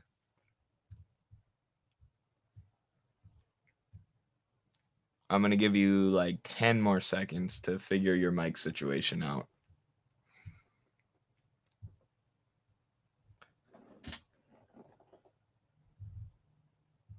Please don't be annoying. And okay, they left. Sweet. Now they'll probably start. Yeah, now they're going to say that they were kicked and that, they were muted, and, that you kicked them because you were so terrified and you were trembling of them. We know the story. We know the story of these people. They like typing because when they talk, it's just, you can hear the trembling in their voice. Mm-hmm. I don't blame them. I'd be scared too. What's nice is when you actually believe the shit that you say, you can defend it. It's awesome. It's crazy. Okay, I guess we'll go Oni. Wait, no, isn't that a troll? Onegin. Okay, let's see here. David. Okay, David, we'll let you in. It seems like he's got some experience. Or he's got some stuff to say. So, David Z, you have the floor. Go ahead and accept the speaker request. Unmute yourself, and then go ahead. Thank you, Liger, and hi, Haz. No, I just heard you a few minutes ago. I'm Irish, and I have an experience dealing with on your topic there about half an hour ago. How do you fund a political party? As a young man, I was a member of an Irish Marxist-Leninist party that was very successful, actually. It broke the bank of the back and the bank of the respective generational conservative parties in Ireland for the first time in history. Eddie, There was a party called Eddie, can you make me co-host, please? And check your texts. Yep. It was a party that was called Workers' Party. Still exists today, but its principles have been greatly watered down. However, when you were discussing how do you fund a political party, at that time in conservative Ireland, it was very difficult to get a left-wing party established. Indeed, to get it funded, to get in the people that were needed in, persons within the trade union network, within the universities, etc., etc. So what we organised was that, in Irish term, it's called a common, which is a local group of people who are brought together out of the working class, mostly out of trade unions. You arrange an office. You go door to door. Basically, listen, this could be an interesting conversation, but this space is about haters and wreckers, longtime enemies of our party, and you seem very sympathetic, and it's not what the space is about. I apologize. But well, regarding how we fund our party, if you have suggestions, please feel free to email us or just message us privately. But I could sound by this, by what I'm hearing, you're talking about knocking door to door and these kind of things. We don't have any confidence in that, and we're just living in a different era, and we're not living in an era where Well, I was going to expand on that. The world of social media. I appreciate that, brother. Let's have this conversation another time, though. Struggling to scrap money together, and the doing it in person is just, we have no confidence in that. It's just not how the world works anymore. Appreciate you for joining the space, though. We're gonna move on to some haters now, though. Let's have this conversation another time, though. Reach out via personal message or something. I will DM. All right. Well, thank you, David, for coming on. Sorry, that's not the unanimous person, I guess. The unanimous person? Okay. Yeah. Come on. Go ahead. Someone's got their stuff. They need to mute it. It might be me. Hello, hold on. Mr. That Robert. was me, my bad. Good. Yes, I had some questions about your distancing from the Center for Political Innovation. Go ahead. Yes, I was wondering, why it seemed you were so quick to do that. Because there was somewhat of an association, at least between Mr. Al-Din and Mr. Maupin. Can you please fix your mic? I can't hear anything you're saying. Yes, the question was why Mr. Al-Din distanced himself from Mr. Maupin. Because Caleb, because he's got many personal issues, and it makes it impossible to work with him in any capacity. That's why. Really, because Mr. Maupin seemed to be open to working with you. Can you please get out of the bathtub and back to the surface? I mean, I don't know what to say. Yeah, hold. It seemed as if Mr. Maupin was open to having a discussion with you. One of you gentlemen. Okay, unanimous. So what does he want to talk about? What does he want to talk about? What is there to talk about? He has proven himself to be unwilling to be able to work with others because he has he's incredibly narcissistic and he thinks he's the next MLK. What do you want from me? It seems interesting that you are quick to throw him under the bus, especially since Mr. Hinkle has praised Andrew Tate and has not been reprimanded, it seems. Praising Andrew Tate is a lot different than committing actual sexual harassment against your party and against people in your organization where you're bringing them in. And I have experience working with narcissists in organizations, and it makes it, as Haz said, very difficult to do anything because they're constantly injecting their own personal motivations or their own God complex into party decisions, and that causes problems at the organizational level. Theoretically, you know, I think Caleb is on point with a lot of stuff. I used to listen to a lot of his shows, but the reason I never joined his organization, the reason we only had a very tentative relationship, was because of the personal issues. And, you know, it's sad. I wish it didn't have to be that way, but we have to do what's best for the party. Listen, Well, I mean, you know, this is also kind of bullshit so. because you're missing a lot of context as well. First of all, Caleb deeply betrayed all of us by his actions, first of all. Second of all, he completely like tried to snake me somehow when during his like apology or whatever, trying to rope me in as if I have anything to do with him. And Mr. Al-Din, that all sounds like a very childish reason to throw Mr. Maupin under the bus. Do you not You want agree? to see childish? Yeah, but we actually have personal beef with him. And then the final nail in the coffin is that he randomly starts attacking Jackson Hinkle. And then says Jackson, he says, I know thing. And he went fucking around in RT and told everyone that he, you know, because he got some shit from Twitter and that was literally his source. It was some schizophrenic retard. And that is why Mr. Maupin did not repeat the rumors. He didn't because he knew he would look like an idiot if he did. I would have wished he did, but he left it so ambiguous to make it seem like there was like a even truth or substance behind it, and there wasn't. So that's the fucking problem. He did that on purpose anyway. Like, you know, if you can't see that he's just like he's extremely like incapable of like working with others, and he just has bad personal qualities, I don't know what to fucking tell you. I could just tell you he gets spanked, and we don't want anything to do with that. Would that suffice? Mr. Al-Din, I will ignore the homoeroticism in that last comment. No, there's no there's no homoeroticism, all right? There's no it's a fact. It's an embarrassment. It embarrassed all of us, frankly, and he didn't atone for it. Mr. Al-Din, what is embarrassing is your refusal to let it go and your refusal to well, that's the thing, have though, a bro. discussion. We did defend him, and he burned us. So it's like, why would we allow? Like, he burned us multiple times. He was given, and then, you know, so many opportunities to fix it, and he didn't fix it. All right, he did the opposite. So what do you want from me? Miss O'Collion is laughing at me. Very interesting.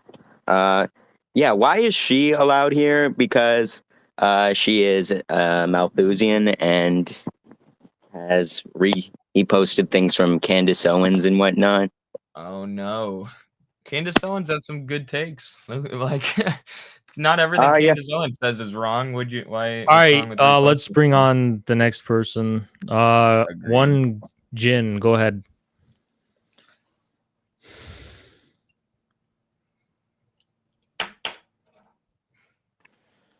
Hello, thanks for the mic. Mm-hmm. I appreciate you guys, and I have some sort of healthy criticism. I'm not necessarily here to spread hatred, but from a consumer standpoint, are you guys keeping track of new members? Is there some sort of statistics? All right, what's the criticism? Do you have one or no? All right, so no. Eddie, is there anyone else that I can't see that's requesting besides the unanimous troll?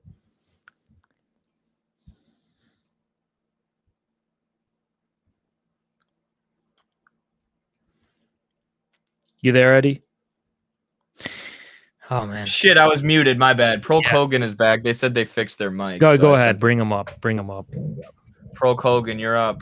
No excuses now. You said your mic was fixed. I sent you the request. Join.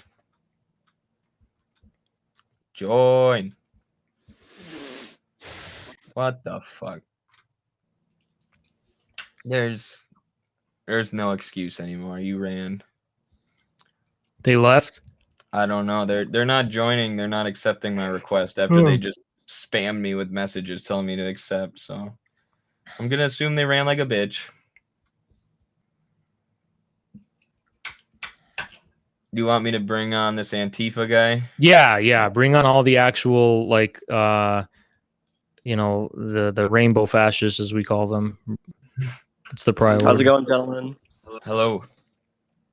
All right, so I had the opportunity to speak to Eddie the other day, which I was grateful for. I missed you, Haz, but I just want to start with a question, very simple one. Would you consider the ACP an anti-fascist party? Yes. 100%. And how would you define fascism in that sense? Same way Dimitrov did. Do you mind elaborating? Yes, the most terroristic and reactionary segment of monopoly, the terroristic dictatorship of the most reactionary segment of monopoly capital. Okay. And do you think it's prevalent in the United States today? I think something resembling it, and I think Ukraine is the primary paradigm, but I think, something like that is taking form here. Would you not say Israel is also a paradigm? Like the Zionist ideology, would you consider that fascist? Yeah, I would. Okay, and so I really fail to understand, I guess, like the support of Donald Trump. Like, I understand it's critical. I'm not saying you believe that that Donald Trump is like a Marxist or whatever. He's clearly not. But so how would you justify like support for like an outspoken Zionist? What support are you referring to? I mean, like Donald Trump was notoriously pro-Israel during his presidency. No. What support on our part for Trump are you referring to? I mean, I was in your space the other day, and you were speaking very highly of him. You said you wanted him to win the election. You said that it was the other day. When was this? Like the space the other day. The one on Sunday. I was praising Trump. I don't remember that. You were speaking highly of him. Yes. What do you mean speaking highly? Okay, so to avoid, I guess, like I don't remember that at all. Said, like, could you just like reiterate, I guess, like your stance on Donald Trump? Yeah, I'm really confused about what you're talking about, but Trump, we don't have a strong stance on him. He's just a generic American politician at this point, as we can see it. I mean, we're interested to see what will happen, obviously, in the 5th next week, but we don't support Trump. We support the ACP, which is our party. Yep. Who Trump to us is completely outside of the realm of our control and our ability to influence or impact. And so would you say like MAGA communism is still like a strategy? And in what sense?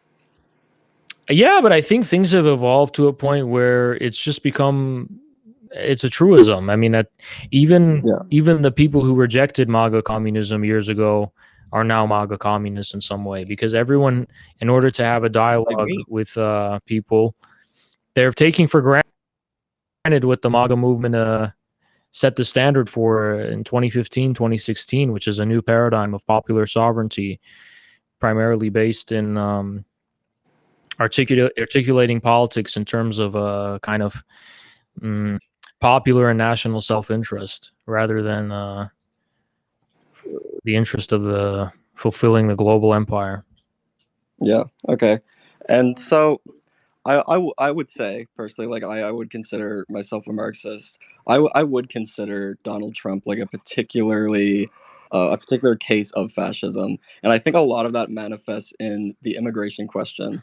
I think this is one of the most in the West, particularly, it is one of the most I guess fascistic points. Why? And so, like, what is the ACP's stance on immigration? Because I've heard kind of conflicting. Why is Trump's view on immigration fascist? Well, I would say that a lot of his rhetoric, particularly, is othering, and I think that is one of the tenets of fascism. You can look to. Like, I with all due respect, I just find that incredibly vague. I think that "quote unquote" othering is just inherent to any political discourse whatsoever, but not to the point where it's dehumanizing. And I would say Donald Trump has dehumanized. Well, is it is it othering and is it dehumanizing when Trump supporters were called deplorables and called garbage? Yeah, probably. So, I mean, it's just a fact of politics. It's not, there's nothing particularly fascist about it. It's just a fact of politics. Okay, so what is the ACP's stance on immigration? It's in our program. Mm-hmm. And Haz wrote a long response to this, I don't even know what to call him, this thing named Colin Bodale, expounding the Marxist position on immigration. It's a good read. Okay, and would you mind like summarizing? Yeah, we consider that the phenomena of mass immigration is a complete disaster. It's a humanitarian disaster.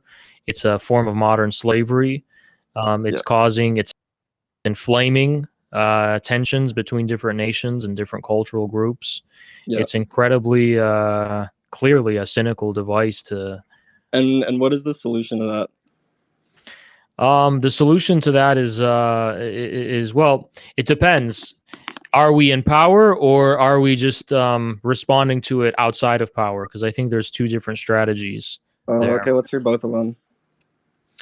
Well, the more immediate one, while we're not in power, is that we have no interest in participating in the inflammation of tensions by demonizing immigrants or dehumanizing them and fear-mongering about them. So we have no interest in that. But on the other hand, if we were to seize power, all unilateral immigration would end, mass immigration would end. There would be a policy of multilateral agreements between countries to negotiate the flows of populations in a rational and controlled way that takes into account the consequences. Would you support deportation then? It depends on what you're talking about. For criminals, absolutely. For counter-revolutionaries, absolutely. Yeah. I don't actually foresee this to be a big issue for communists, and I'll tell you why. Because I think that people who just come to this country purely for economic reasons or fleeing conflict wouldn't need to be deported, because if there was ever a civil war here, which is what a communist, event would entail, they would leave because shit is gonna pop off here, and they're not gonna, if they're not willing to. I think that Americans will be defined by the next revolution. Whoever's willing to actually stay here and fight for this country, and when I say fight for the country, I mean fight for the revolutionary forces. Yeah. They will be true Americans, and those who leave will have proven that they're not really committed to the history of this nation. And with regard to that, who knows who will stay and who will leave, but that's my view. Do you think immigration, like you said, like it leads to like all of these like social problems? Like I'm not denying that at all, but do you think it leads us further to like this moment in history? Do I think what? Immigration leads us to what?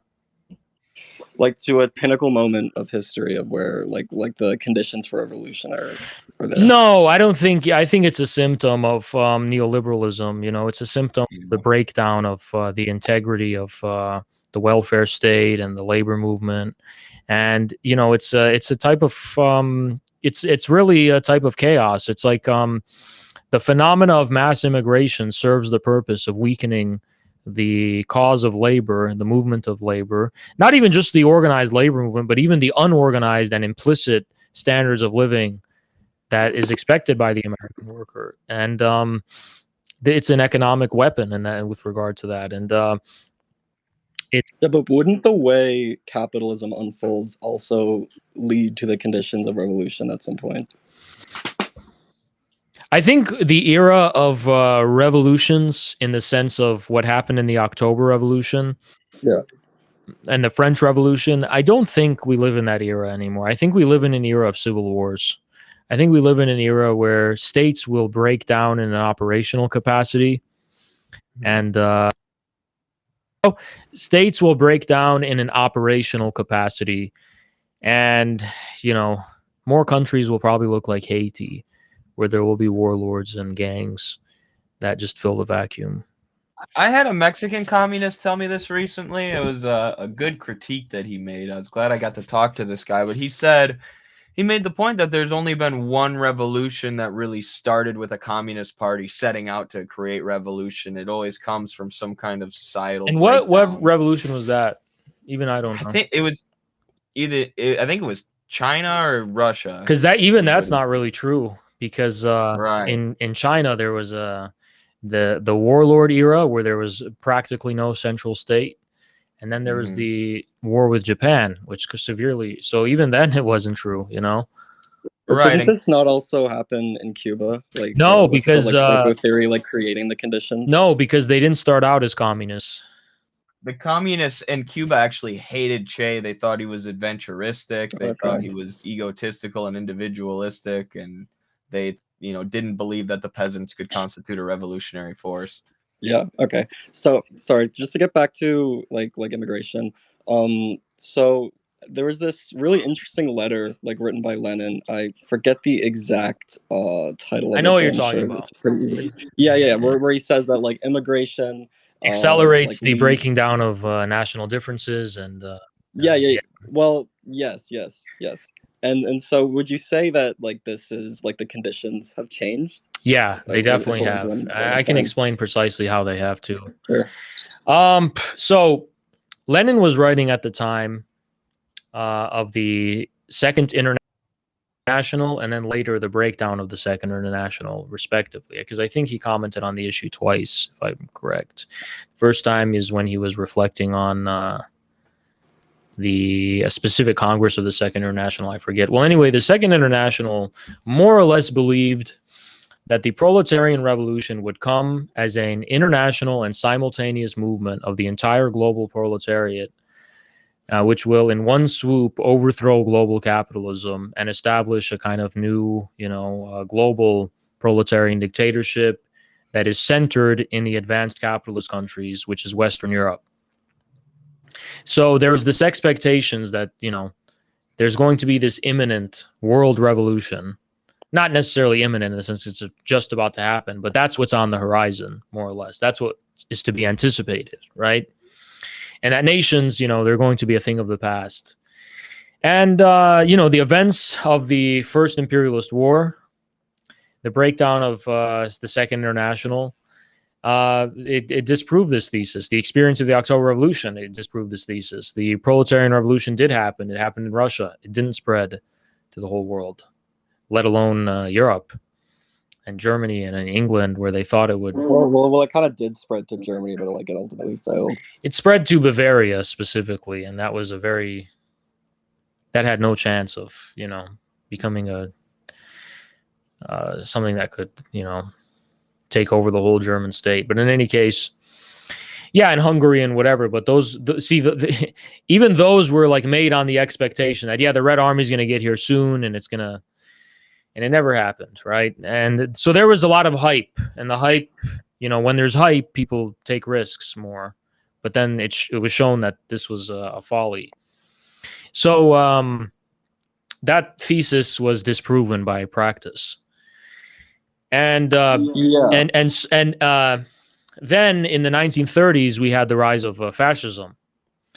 And the rise of fascism forced communists around the world to take a more realistic appraisal about the relationship communist parties will have to the nations they're working within, where you're not necessarily just permanently occupying a position of complete antagonism and hostility to the entirety of society and trying to overthrow it at any given moment. There's also this kind of emergence of the idea of the Popular Front, where the communists need to unite with the labor movement, and they need to unite with, even to some extent, those who are willing, the social democratic movement, and more or less create a kind of bulwark of hegemony within civil society to defend the gains of the workers and consolidate them and launch, and from that basis create the context for the eventual victory of communism, not to mention to fight the rise of fascism.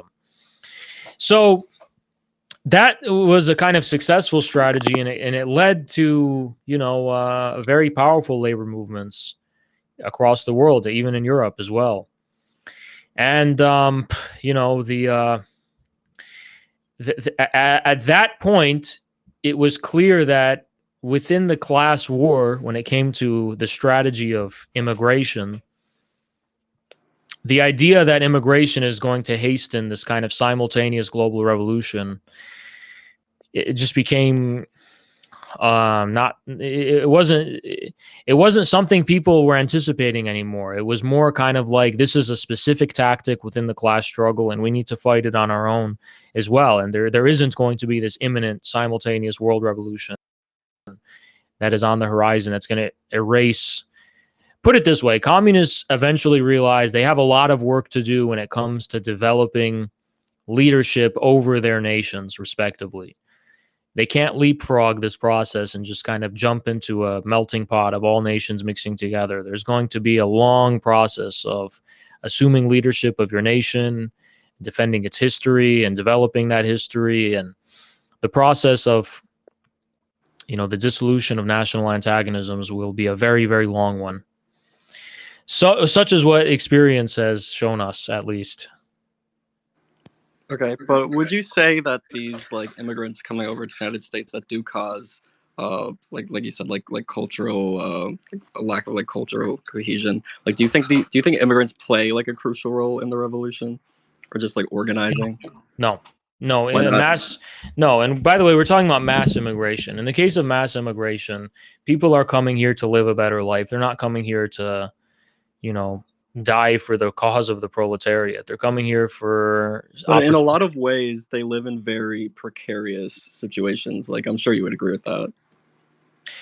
Right, which is why, but at the same time, they still regard it as worth it to stay and send money home even sometimes, because they're making more here relative to the purchasing power. I think if they want to, they can. I mean, there are people who like come from Cuba thinking America's the freaking land of the free, and then they end up on the streets. And if they want to dedicate their life to fighting to change this country, that's fine. But what Haz is saying is true. Most of them come here looking for a better life, come here because they don't see any hope in their own country, and just are trying to find a better place for their family, which isn't the best consciousness for communists. I mean, yeah, like you're absolutely true, but like a lot of people come to like the United States and they're like severely disappointed, and they continue to like live in poverty in very like precarious situations. And like obviously, like if you're like undocumented, you would have like less of a voice, right? Like With all you due can't. I'm going to ask a stupid question though, Yeah. but like, then why don't they go back home? Sorry? Then why wouldn't they go back home? I mean, like I guess like relatively it might be better, but I mean, like, are you denying that like a lot of like immigrants do live in poverty? No, they do, but it's still better Yeah. than they Right. still consider it better than what they had back home, probably. Or maybe I'm wrong about this. I'm just I assuming. mean, okay, so like I come from Canada. I think like whether you want to consider what's happening in Canada like mass immigration, like a lot of people would, but like a lot of people come here and they're like kind of like stuck, I guess. Like they don't like have like the resources to go back or whatever. But obviously, yes, like you are right in that a lot of people do find better jobs. But what I'm saying, sorry, is that obviously undocumented immigrants have a lot less of a voice in like civil society. So I think it would be a particularly good opportunity for the ACP to like focus on empowering like They undocumented immigrants. can't be empowered because they don't have leverage. I mean, what's to stop the state from just deporting them? I mean, like absolutely nothing. But like you're right, they have no leverage. But They like have nothing. They the have literally ACP nothing. is looking to like build like a mass movement, is it not? Yeah, a mass movement of the actual national majority who has a stake in the country, but people who have no rights and who are, not recognized as citizens, how could we defend them? On what basis? We'd have to go to war. We'd have to start an armed struggle and overthrow the state or something, like immediately, and then we'd fail, by the way. So like, on what basis could we defend them? We couldn't. I mean, say what you want, but the working class of the American working class, the native one or whatever, they can't just be deported. If even a single one of them was deported, it would cause social instability. They'd say, well, if this is a violation of our rights, you can't do this. We have, it would stir the pot, so to speak. But if undocumented immigrant is just deported, it's, well, But does this not go backwards from what you were saying earlier, that like if undocumented immigrants wanted to contribute to like revolutionary struggle, they'd be like welcome to? Yeah, I don't see why not, but I'm just saying, like, why we have no reason to count on that, is what I'm saying. Right, it's not going to be like a strong basis that where we should look for support. Whereas the citizens of this country do have, you know, a vested interest in changing the system because it is their country. And yeah, immigrants can participate in that, but you know, there's a reason that we look to the national proletariat. But these immigrants also make up the international proletariat. Right, and they're welcome to join, but we Yeah. shouldn't expect that they're going to want to because of their consciousness and conditions. Okay, well that's fair, I guess. All right, anything else, Nathan? No, I think that's it. Hope you guys have a good night. Yep, thanks, brother. Okay, it's not so bad. You want me to bring another one up, Haz? Yeah, who's on the table though? We got Critical Canadian, Flippo Casca. Just bring up libtards. I don't know what to say. I'm trying. I'm doing my best. I knew that last guy wasn't terrible. Let's see. Critical Canadian. Go ahead, Critical Canadian. You got the floor. Go ahead. I was not expecting that. Good evening, meatbags. Thanks. I'm glad you guys did this twice in 1 week. I do have to say right away, some of the conversations are just so repetitive and, in my view, so stupid, and they're meaningless. When you guys are spending an hour and a half talking about. Yeah, we're not here to get your commentary on what's going on in the space. We're bringing you up so that you can contribute something. So understand my patience personally, I can't speak for Eddie, it's very low. Come up and speak your piece. All right, Eddie, bring up the next guy.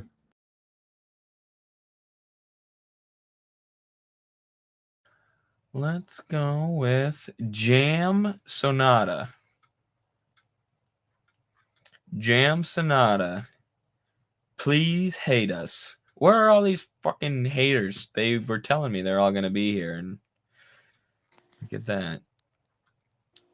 Hey, what's going on, guys? Hello. Can you hear me? Yeah, we can hear you. Great to be here, man. I am so sorry. I am not a hater. No, fuck. I'm sorry. It's all good. We appreciate your support, but we're looking for haters right now. Let's try Flippo Casca. Oh, wait, is that the... Yeah, let's go with that.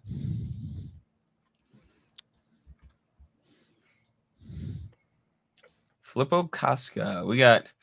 Pro Hogan is saying we blocked their mic. No, we fucking didn't. You need to request to join the space again. They're literally trolling, and they have no intention of. And I'm willing to be proven wrong, but you know, I've seen this play out before. This is just like some pussy who just wants to feel like they're actually brave, and they're not, and so they can run around claiming that, you know, we're scared of them. I'm willing to be proven wrong. You know, they can try. But it's like the wrestler says they're hurt all the time. Or I would have beat that guy, but my knee hurt. Like, that's exactly what it reminds me of. Constantly giving you, like, he's like, oh, fight me at this gym. And he's constantly giving you the wrong directions and the wrong. Right.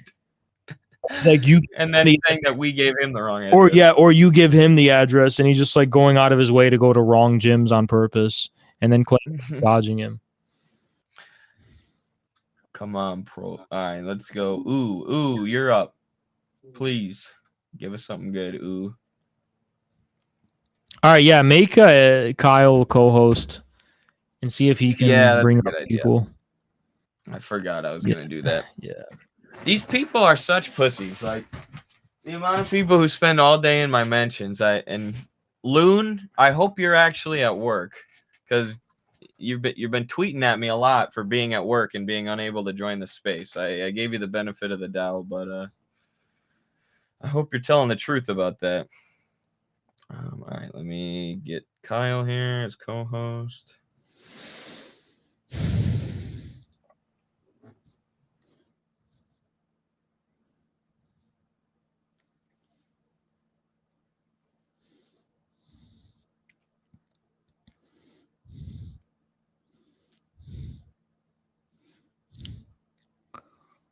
All right, Kyle, you've received the co-host invite. Go ahead and join and let us know if any of our full-time haters are requesting. Looks like Kyle accepted. Do I need to get out of co-host? Or are you okay? Never mind. All right. Kyle, do you see anyone requesting? We got 8 requests. All right, because I only see one. I need to look. Well, you've got Sarmhole. No. You've got Good Yassi, Frederick the Commie Crusher. You've got Unanimous again. Bring up the Commie Crusher. I'm intrigued by that. Bring that up. There you go.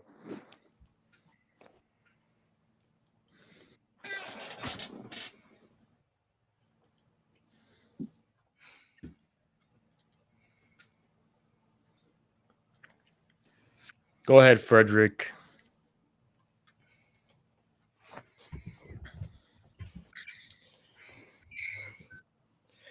Yeah, so I'm not necessarily a big hater.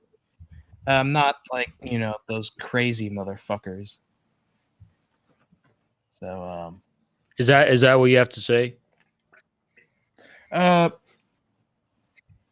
not all the to say, but yeah, I'm kind of a fan of a Haz.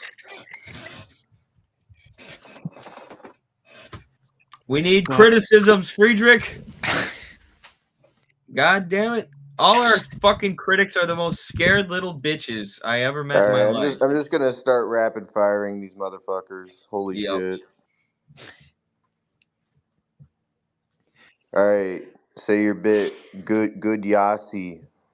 Let's go. A lot of people coming up to tell me they're fans of me. Go ahead, Yassi. Are you a fan of me? I don't even know you, but I was going to Haz's profile and I saw he had something about Stalin.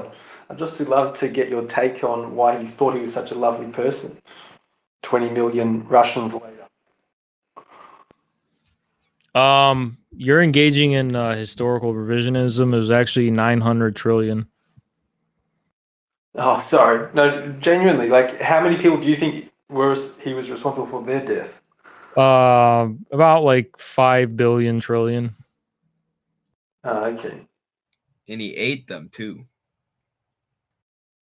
And their babies. And their babies' babies. The guy was a madman. And he it's interesting, like, you guys were having like fairly intellectual conversation, but then so many people. I questioned your stance on him and seemed to be going down the spiral of being some of the unintelligent.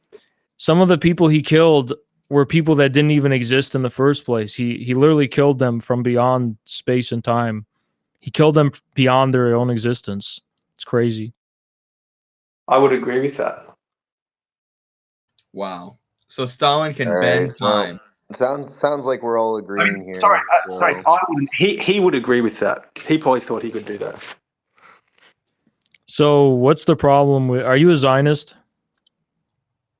No. So what's your problem?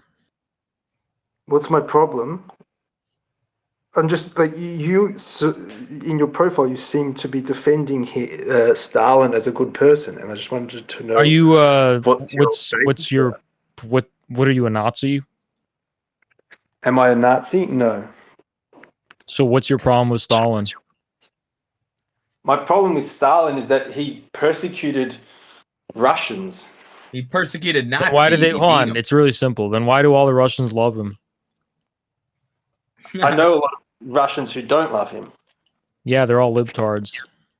Probably live in Australia. He's the most popular Russian leader in history. More popular than Lenin. Well, I mean, now you're the ones who are probably involved in the revisionism, but that's okay. No, this can be tested. This has been surveyed. He's the most popular. He's super popular. He's super popular. He's extremely popular. Let's be real. He knows a lot of Russians in Brisbane or whatever, and they're really upset. It's not revisionism because we're not even talking about history. We're talking about right now. All right, the man of the hour is actually here. Okay, can you hear me? He knows a lot of Can you hear me? Yeah, go ahead, Yeah, we Vroom. can hear finally you. hear you. Okay, so my issue is just it's not really that big of an issue, to be perfectly honest. No, I actually agree with ACP. You're an extremely aggressive. No. Listen,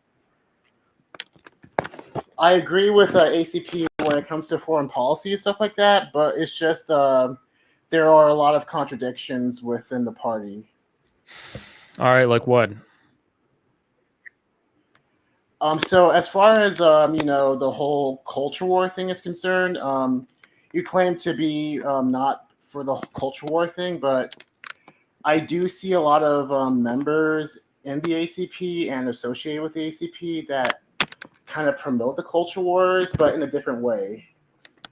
So like they kind of like promote this kind of like weird ass like LGBT drop the T kind of philosophy in the name of like I don't defeating and like curbing identity. I don't know what you're. This is news to me, so you must have intel on party activity that I don't have. Kyler, do you have this intel, or I don't have it? Yeah, I got no idea what he's talking about. It's basically just like claiming that like the T part of the movement is kind of drowning out and kind of like silencing the LGBT part of the movement. And He's saying that people in the party are like pro-gay but not pro-trans. The ACP is they're hyper pro gay, but they're super anti-trans. I've never seen that, but as the chairman of the party, the ACP has nothing to do with L, G, B, T, or the plus. It's completely outside of any relevance for our party. Well, I do like hear like people like Bridget and like Friedrich like frequently like. Is the Frederick guy even in our party, Kyle? No, he's not. He's a different guy. Yeah, that guy's not even in our party. I don't know what you're talking about. Okay, well, I just it was just like one point that I want to bring up, and another point I wanted to bring up is the way you kind of promote anti-imperialist countries and anti-imperialist movements, and like you kind of shoehorn like kind of your own personal agenda into them, because I do see like kind of Jackson Hinkle's tweets, and he likes to tweet about how China and Russia are like the paragons of social conservatism, whether it's by their emphasis on heteronormativity and the adherence to some kind of gender norms. And so I'm just kind of curious, like, why can't you just let those countries be as they are? Why do you have to promote your own belief and like kind of reinforce your belief on what they should be as some kind of like standard of communism? I'm really curious to hear how you think Jackson is misrepresenting Russia first. Well, he's not. I'm not saying he's misrepresenting Russia. I'm just saying like he's taking certain elements of Russia and kind of using that to promote some kind of like ideal form of communism that should be promoted. It's fair to say that we have problems and quote unquote conversations that they don't, and they don't seem to need them, and neither does China. And why do we need them? Like, why do we have about all this stuff about bathrooms and whatever? It's like they don't even have that problem. Why do we have to have it? Like, they're living proof you don't have to have that problem. Well, I think like that's a bit of an over exaggeration, because like I do think like they are allowed to exist, but like I guess like but they don't have it's not a problem that like nobody's like causing like a discourse about like how we need to overthrow heteronormativity and like change people's norms through media and like attack people's sensibilities and language and all this kind of stuff. It's like when I tell people in Russia about this shit, they like look at me like I'm fucking crazy. They can't even believe it. So it's like they have problems, yes, but like why do they need this why do they don't have these problems? They don't have this kind of like issue of like certain elements of society somehow trying to radically change people's sensibilities in an extremely like unnatural and artificial way that like everyone can clearly see is very like artificial and definitely like an agenda. Like, they don't really have that, you know. Yeah, but but what I'm saying is that like I see where you're coming from, but also Like they don't do I don't think like for example, they're like, oh, we're gonna challenge beauty standards. Like nobody does that. For example, like I mean, like people can do that individually, sure, but like none of the like companies there or the government administration, like they're not trying to radically change like people's sensibilities. They're actually trying to like produce things that are harmonious with them in China and Russia. So I don't see why it's wrong to just point out how like, yeah, the West is fucking crazy. Like, why do we have these crazy, stupid issues? They don't. Yeah, I think like you can just like kind of like deconstruct them and kind of like shoehorn like tie them to like an overall criticism of the capitalist superstructure. But like I do think like yeah, you shouldn't like put too much stock in it while rejecting like the class struggle in a way. But like I just think like yeah, like we shouldn't like focus too much on like kind of like the issues that arise from capitalism and like class society, but we shouldn't like, you know, neglect the fact that ultimately it does come from class society. Yeah, I mean, I don't really disagree with that necessarily. But I don't know what the criticism is. Because like no, it's because like you kind of like to kind of superimpose this kind of perpetual internal heteronormative perspective. Because I remember you had like this conversation here, and basically you were saying that like heteronormativity was like kind of like the perpetual norm throughout history, but like actually the concept of sexual orientation, either gay or straight, was actually a recent invention. Because yeah, but it doesn't change that heteronormativity for the overwhelming majority of any given population across history was the norm, and it's just the truth. Like it was they were all heteronormative societies. There's never been a non-heteronormative society. Yeah, maybe within the context of class, but like not like throughout human history, I don't think. Yes, throughout human history, the norm was heteronormativity. How do people reproduce?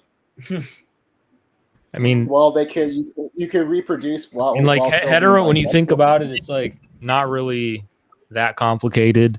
Like in the animal kingdom, heteronormativity is the law. I mean, like, are there exceptions? Sure, but it's still the norm. I mean, it's not a norm, obviously, because they're fucking animals. But it's like you get the idea. It's like it's not super complicated. Well, like I think there's like I guess like certain like evidence or like kind of like scientists or biologists that say like actually bisexuality is the norm. And that, but like, in practice, it's not though. In practice, okay. Duly noted. And I just wanted to say, like, and another thing, it's just like a general like observation of why like the ACP in general has kind of burst onto the scene and kind of grew as a party. And I just feel that as if like there are many sections of the left that are just very backward and kind of reactionary, if you will, as far as their views on geopolitics. So it's kind of like a double-edged sword, because you have the ACP that kind of adheres to, in many ways, social conservatism, and then you have a lot of leftists that kind of are socially liberal, but at the same time still promote a lot of reactionary foreign policy that the U.S. uses to justify imperialist hegemony. So I just feel like there's a lot of bullshit going on both sides, actually. Well, we just feel like we're being normal and we just don't give a shit about that. Yeah, I understand. Like, I guess like the best what the advice I can give is just like don't make like LGBTQ people feel like they're weird. We don't make them feel like really talk about it, but our critics seem to talk about it a lot. That's the thing. It's like we don't really talk about it at all. Like, when have we actually? Did we talk about it at all at our convention even once? I don't believe Like, so. did even a single person No. bring it up ever?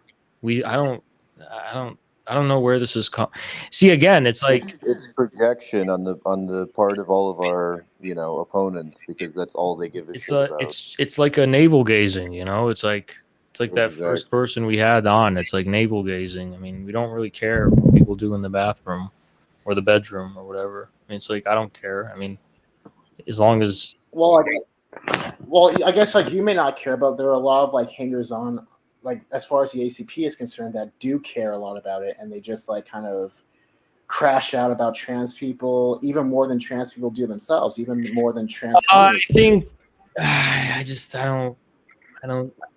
You're probably referring to is like when leftists are beefing with not even ACP's members, but infrared people, and they'll start coming for them and making fun of them or whatever. And it's like, yeah, well, I mean, like, but where'd the beef come from, right? If there was no beef, it wouldn't have happened. It's like straight up, you know. We've been under attack for like years and years and years by this specific group for some reason, very mysterious.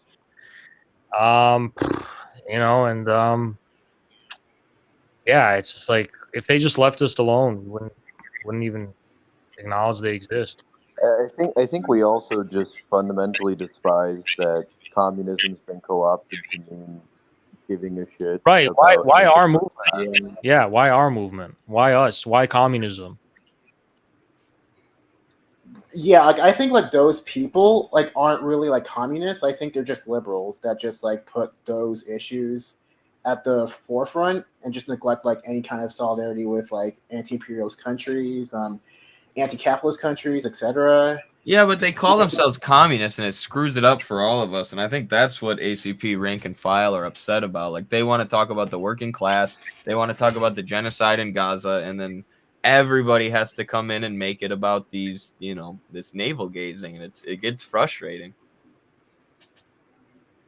Yeah, I do understand. Like as far as like liberal identity politics are concerned, I do understand like how I do think it's kind of annoying like how like people like put like I guess other issues ahead of class while not recognizing how class is kind of the forefront or kind of the glue that binds everything together.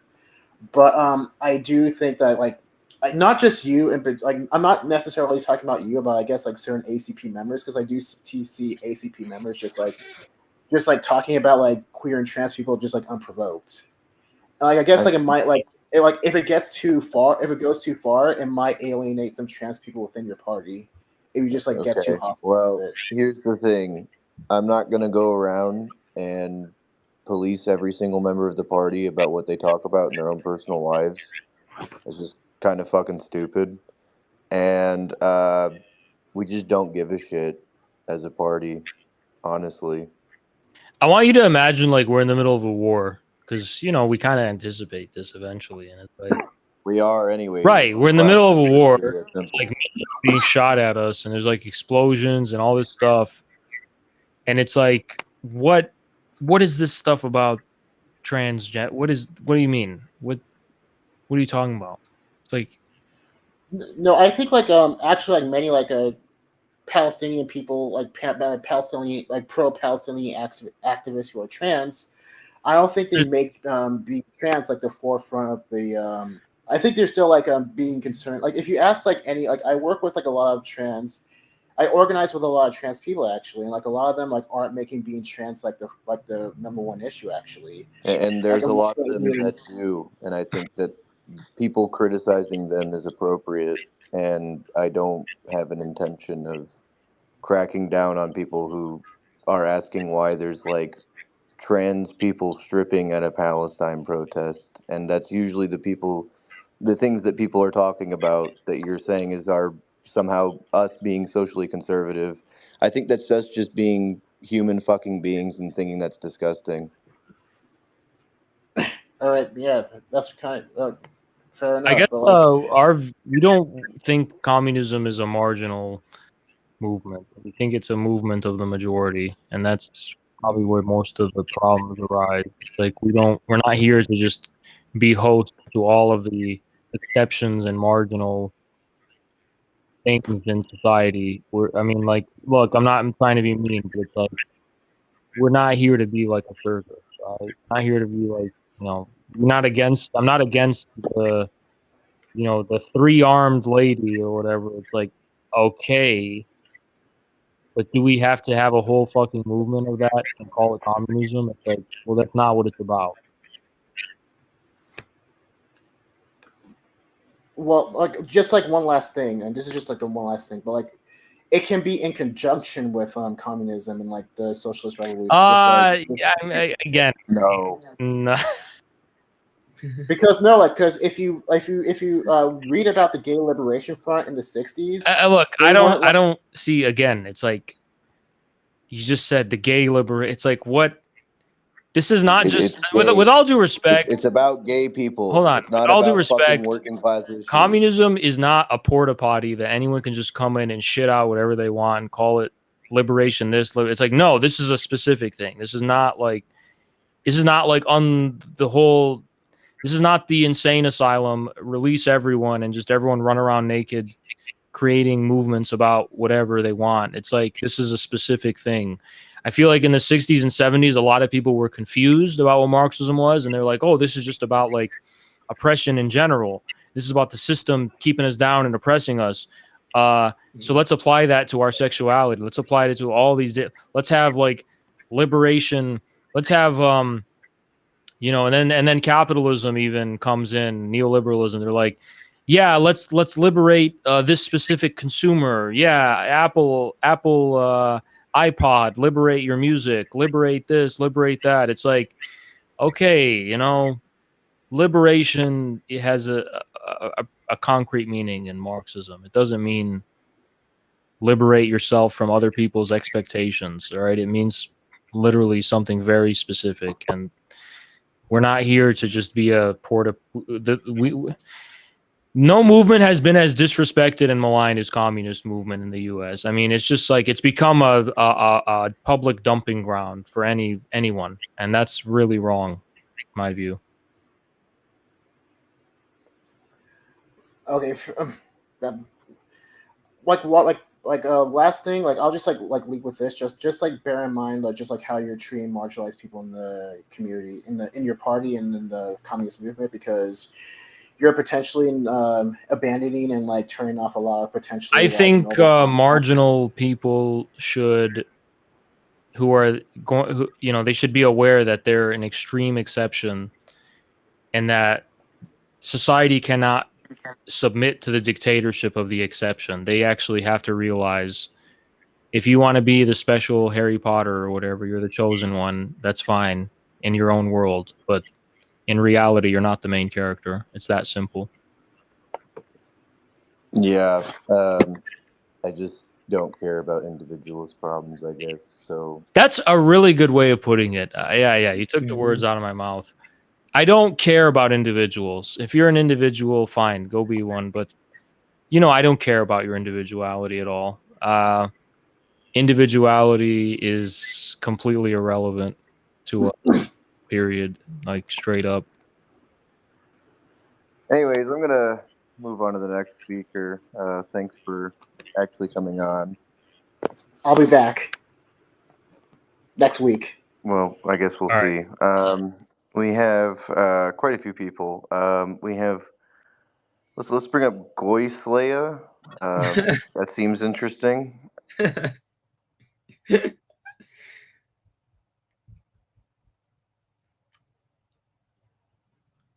I only know one Goy Slayer in real life. Well, he's this one's connecting. We'll see how this goes. It's at Adam Tahir, the Jewish Adam Tahir. Right.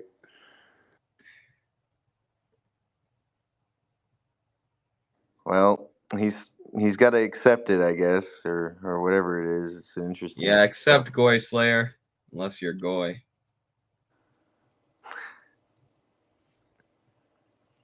All right. Well, I don't even know how to remove that.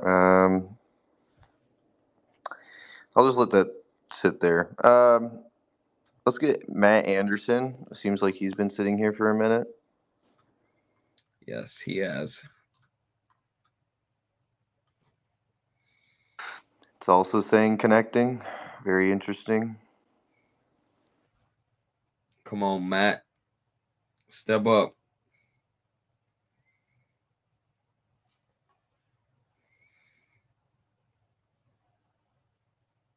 All right. Well, I guess Matt's smoking pot or something. Let's pull up Shige.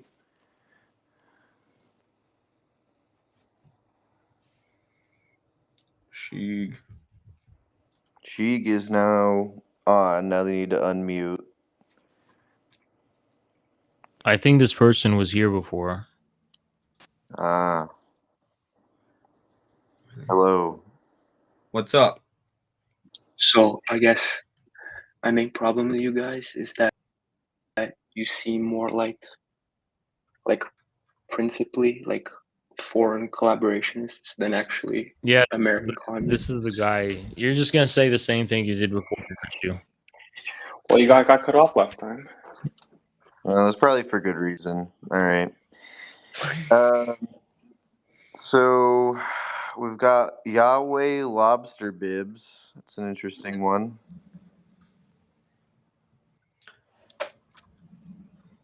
Yahweh. Go ahead and unmute yourself.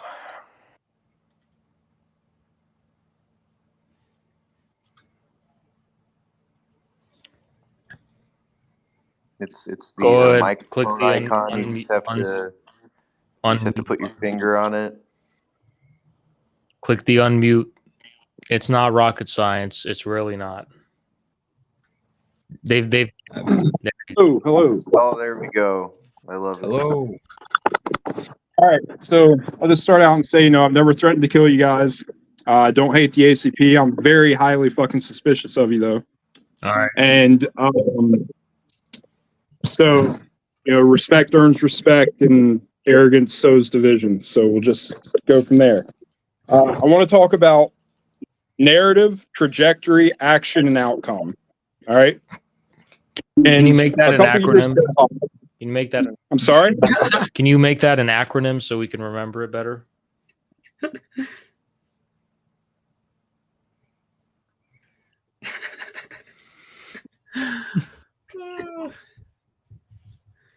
I forgot what you said already. I'm gonna need like some kind of narrative, action, trajectory, outcome. Interesting. Narrative, action, trajectory, intervention. He said outcome. That's narrative. Narrative, action, trajectory, outcome. That's NATO, isn't it?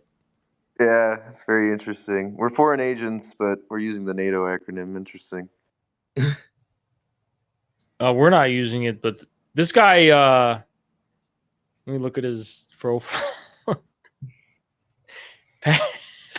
Servant surgeon, executive mouse clicker, more moral enhanced, new Soviet Patrick Bateman, ancient wisdom. Of course is me. Paranoia is just a sixth sense for susness. Can you fix your paranoid and he's fix your mic? His mic is broken or something. I don't know what's going on. All right, Yahweh. Yahweh, with all due respect, we don't really take kindly to people coming up and just being like, all right, this is what it is. Narrative, action, implementation, discipline. It's like, bro, chill. Okay, fair enough. Are you going to allow me to tell you what I'm trying to talk about? Your mic works. Yeah, go ahead. Can you hear me? Yes, we can. Yeah. Okay. So a few years ago, Haz, you were doing a stream and you were talking about how in 2016, you and your collective, and these are your exact words, the exact quote.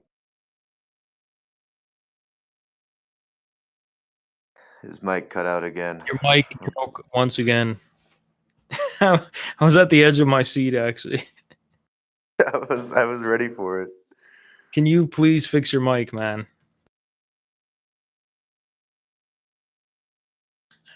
What an extremely ominous cliffhanger. Is this a troll? For real. He's like, can you hear me now? Yes. Yes. Okay. So your exact quote was, you said that in 2016, you're in your collective, this was your quote. We thought that neo-reactionaries were planning on implementing a neo-reactionary feudal dictatorship led by Silicon Valley in the US. We thought Trump was going to be their figurehead. We thought Trump was going to lead the neo-reactionary destruction of. You cut off again right after Damn destruction. Okay, you said Trump was going to lead the neo-reactionary destruction of U.S. democracy. Then as years passed by, we saw how much Trump was at odds with Silicon Valley, and we saw in the run-up to 2016, this is really, well, actually you said, this is really weird, right? It really changed our perspectives. So I'm wondering. You cut off at wondering. Go ahead. Man, the cliffhangers. What are you wondering? We still can't hear. Fix your mic. Oh, I don't know. It's fine, dude. I don't know what's going on. Can you hear me? Yeah. Wondering. Yes. Okay. So I'm wondering how you square Elon Musk and Peter Thiel now basically being the proxies for Donald Trump and JD Vance. Yeah, you know, this is actually a super interesting point because I thought about this. As soon as JD Vance was like being selected, this is when I was like, oh shit. Were we right, but we just weren't patient enough? Because I'm thinking like, I mean, no, you're in a way, you're right. It's like, if this was 9 years ago, we would be like, yeah, we predicted this on the dot. This is exact. It's happening. The thing we thought was happening is happening. But no, I think, well, it's hard to say, but I think that we basically realized that Silicon Valley, well, okay, it's a long story. The idea was that there's these neo-feudal forces in Silicon Valley. They're going to basically overtake the government, and they represent a private sector that's emerged that has assumed political responsibilities, typical only for a state, but you know, like the private sector has done it. So this is like the rise of these oligarchs that are going to take over. But I think it wasn't just that we saw how like back then Silicon Valley was against Trump. I think it was also that we underestimated the extent to which Silicon Valley was not private. It was deeply embedded with the U.S. government already. Just the deep state of the U.S. government, not necessarily the Senate or Congress, more like the Department of Defense and intelligence agencies to a lesser extent, and so on. So, you know, there's that, and then there's also it's hard to say. It's hard to say, but yeah, this time around, it's like JD Vance, Peter Thiel, Elon Musk, even Zuckerberg is becoming more sympathetic to Trump. So it's interesting to think about, like, does this reflect I think we have abandoned the view after long thought and research, the idea that Silicon Valley represented a new class in a way. I think that a lot of that came from, for example, Varoufakis. He calls it, what is it, cloudal? Techno feudalism, right? Yeah, but he has a specific word too. It's like cloudalism or some shit. I don't fucking know. Yeah, but the techno feudalism stuff that was coming from those milieus. But will Trump enforce a Silicon Valley dictatorship? Our honest appraisal is basically that it's not possible because the thing that's standing in the way of that so-called U.S. democracy is too strong. U.S. democracy is the intelligence agencies, the NGOs, the corporations, you know, finance capital. That apparatus, maybe there's elements in Silicon Valley that are trying to reform it or restructure it, but they're not going to be successful. Yes, I can hear you. All right. So have you read any of Whitney Webb's work? No. Okay. So essentially, the U.S. security state, the goal is to privatize it. And I see emerging from. You said emerging from. You cut out. Oh, man. Man, this guy needs a new mic. You need a new mic, man. This doesn't work. Not my mic, dude. Can you hear me? Yeah. There's Can you hear something wrong on your end. Okay, so, I know what it is. I can fix this, but I'm going to keep talking. So, basically, the U.S. security state, the goal is to privatize it. And I see through the Trump assassination attempts that essentially this will be fed through Eric Prince and those guys. That's why you see them in Congress. Right. So You cut off again, man. Your mic is fucking horrible. It's really frustrating. Please fix it. it's not my mic, it's my connection. And as soon as my router boots up, which it's doing right now, it should be fine. All right, look. The thing about privatization is it's only possible when the state actually centralizes it to a greater degree. It's a big myth that privatization just means decentralizing state power. Privatization only happens actually when the state is more centralized. So, yes, Eric Prince and Peter Thiel represent some kind of vision of privatization, I guess, but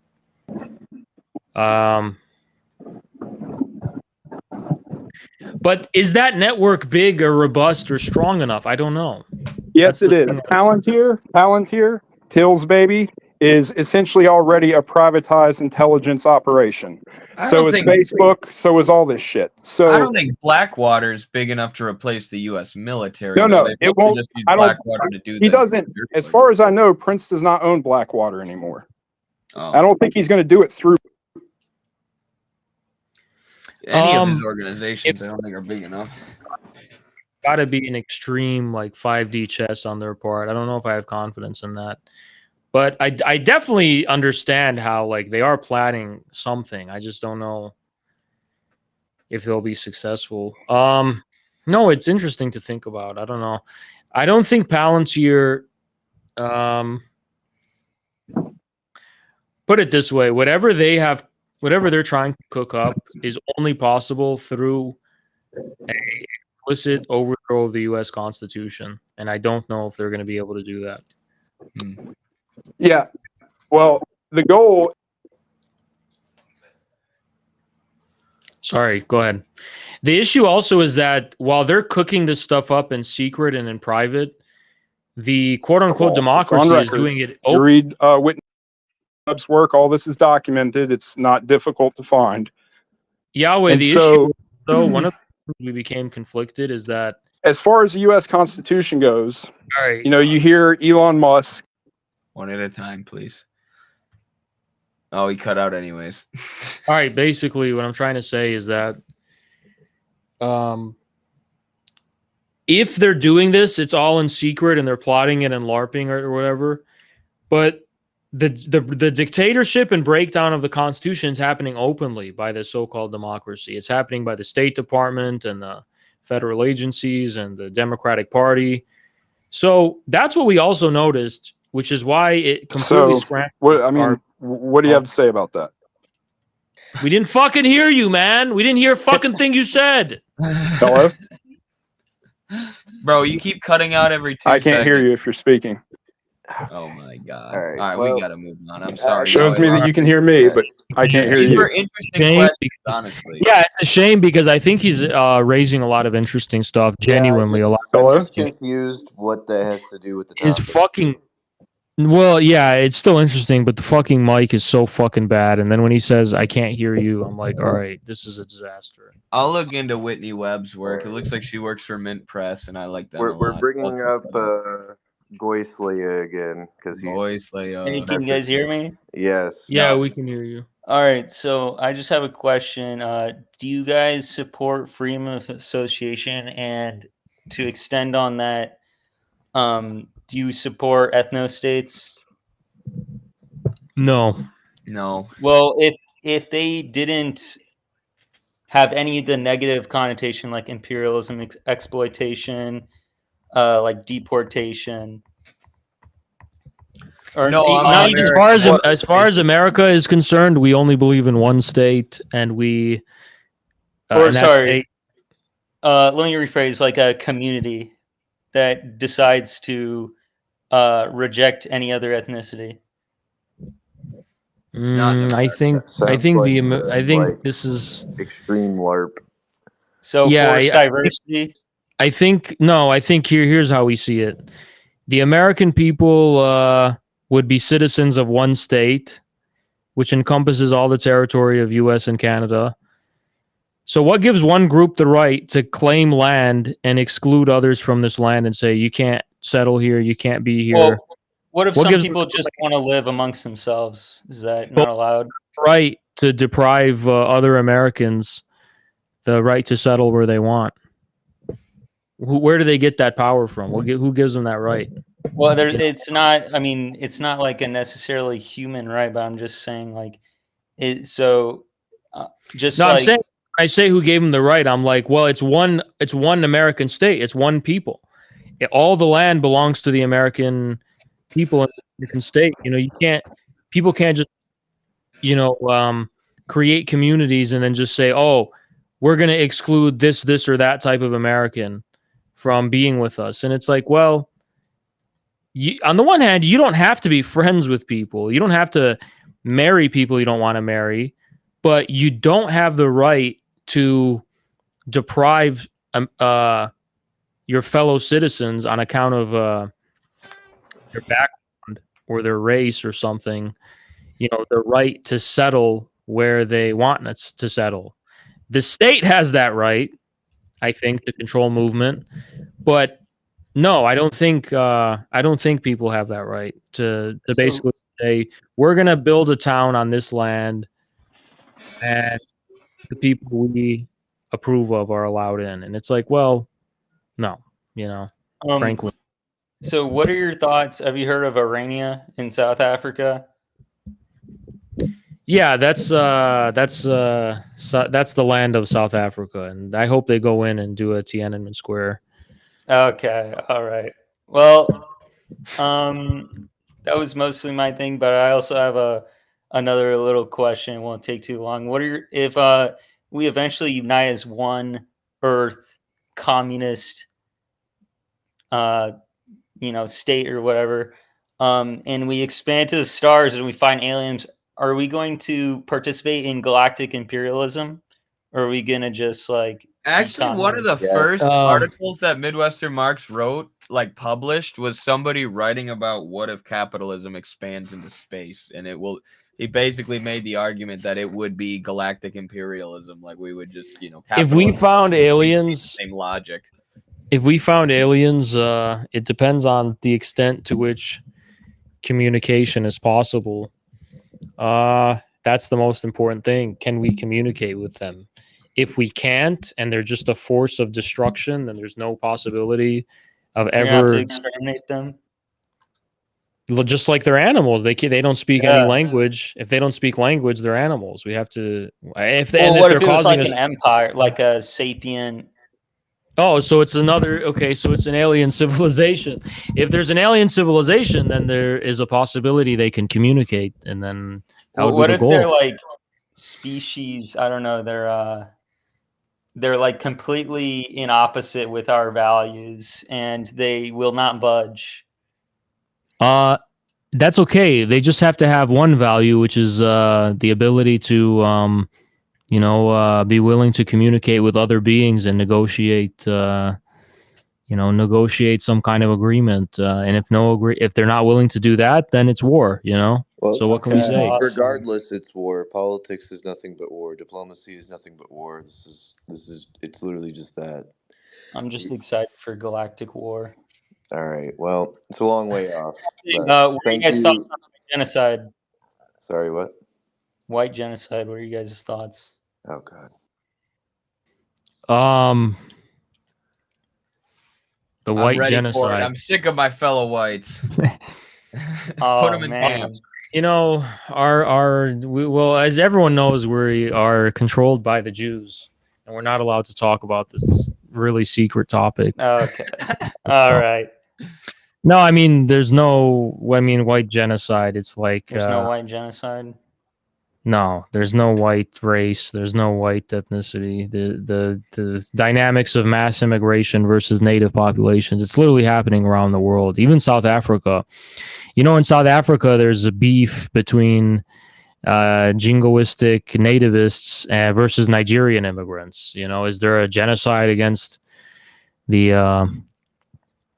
South African, the native black South Africans versus Nigerians? It's like, no, this is a dynamic that's not based in, you know, you know, what's funny? If you're talking about like white genocide as like the culture thing of like, oh, you know, we're going to be guilty, white guilt and all this. This is something that was created by Europe. Europe created that. No one else created this extreme degree of self depreciation and self-rejection is like a consequence of the European Enlightenment. I mean, I guess, okay, so I guess we assume that, I mean, it could still be a bad thing, right? Or would you just say it's self-destructive then? Just get your No, first verse right, I Tony. wouldn't I mean, say, like, I don't get it. I'm sick of this like genocide loose. Unless people are being slaughtered, I don't want to hear about genocide, frankly. Okay. Unless people like Gaza where people are getting that is true. You know, unless people are getting massacred, I don't like this broad use of the phrase genocide in general. Like, I've never faced any, you know, even discrimination or anything for being a white American. Well, it's much more less like just facing a genocide or something the similar to slow what the decline of the Palestinians are population and replacement of. But that's happening in Japan too. That's happening in South Korea. Well, they're not getting replaced. Like I said, like 30 seconds ago, literally just get your birth rates up. Like, what's the problem? Well, yeah, I love that. Are you guys you know, like the replacement confused? the replacement is not a racial policy. It's a policy. It's an economic policy for cheaper labor and also to increase the labor supply with an aging labor supply. So, you know, I mean,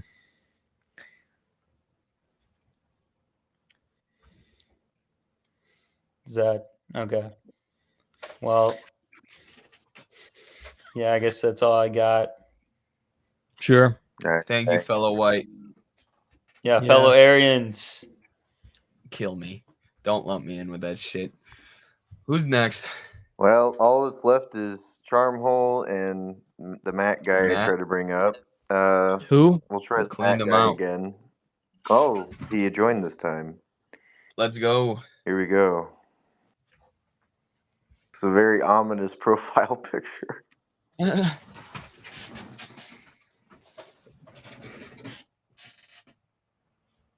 Matt, unmute yourself.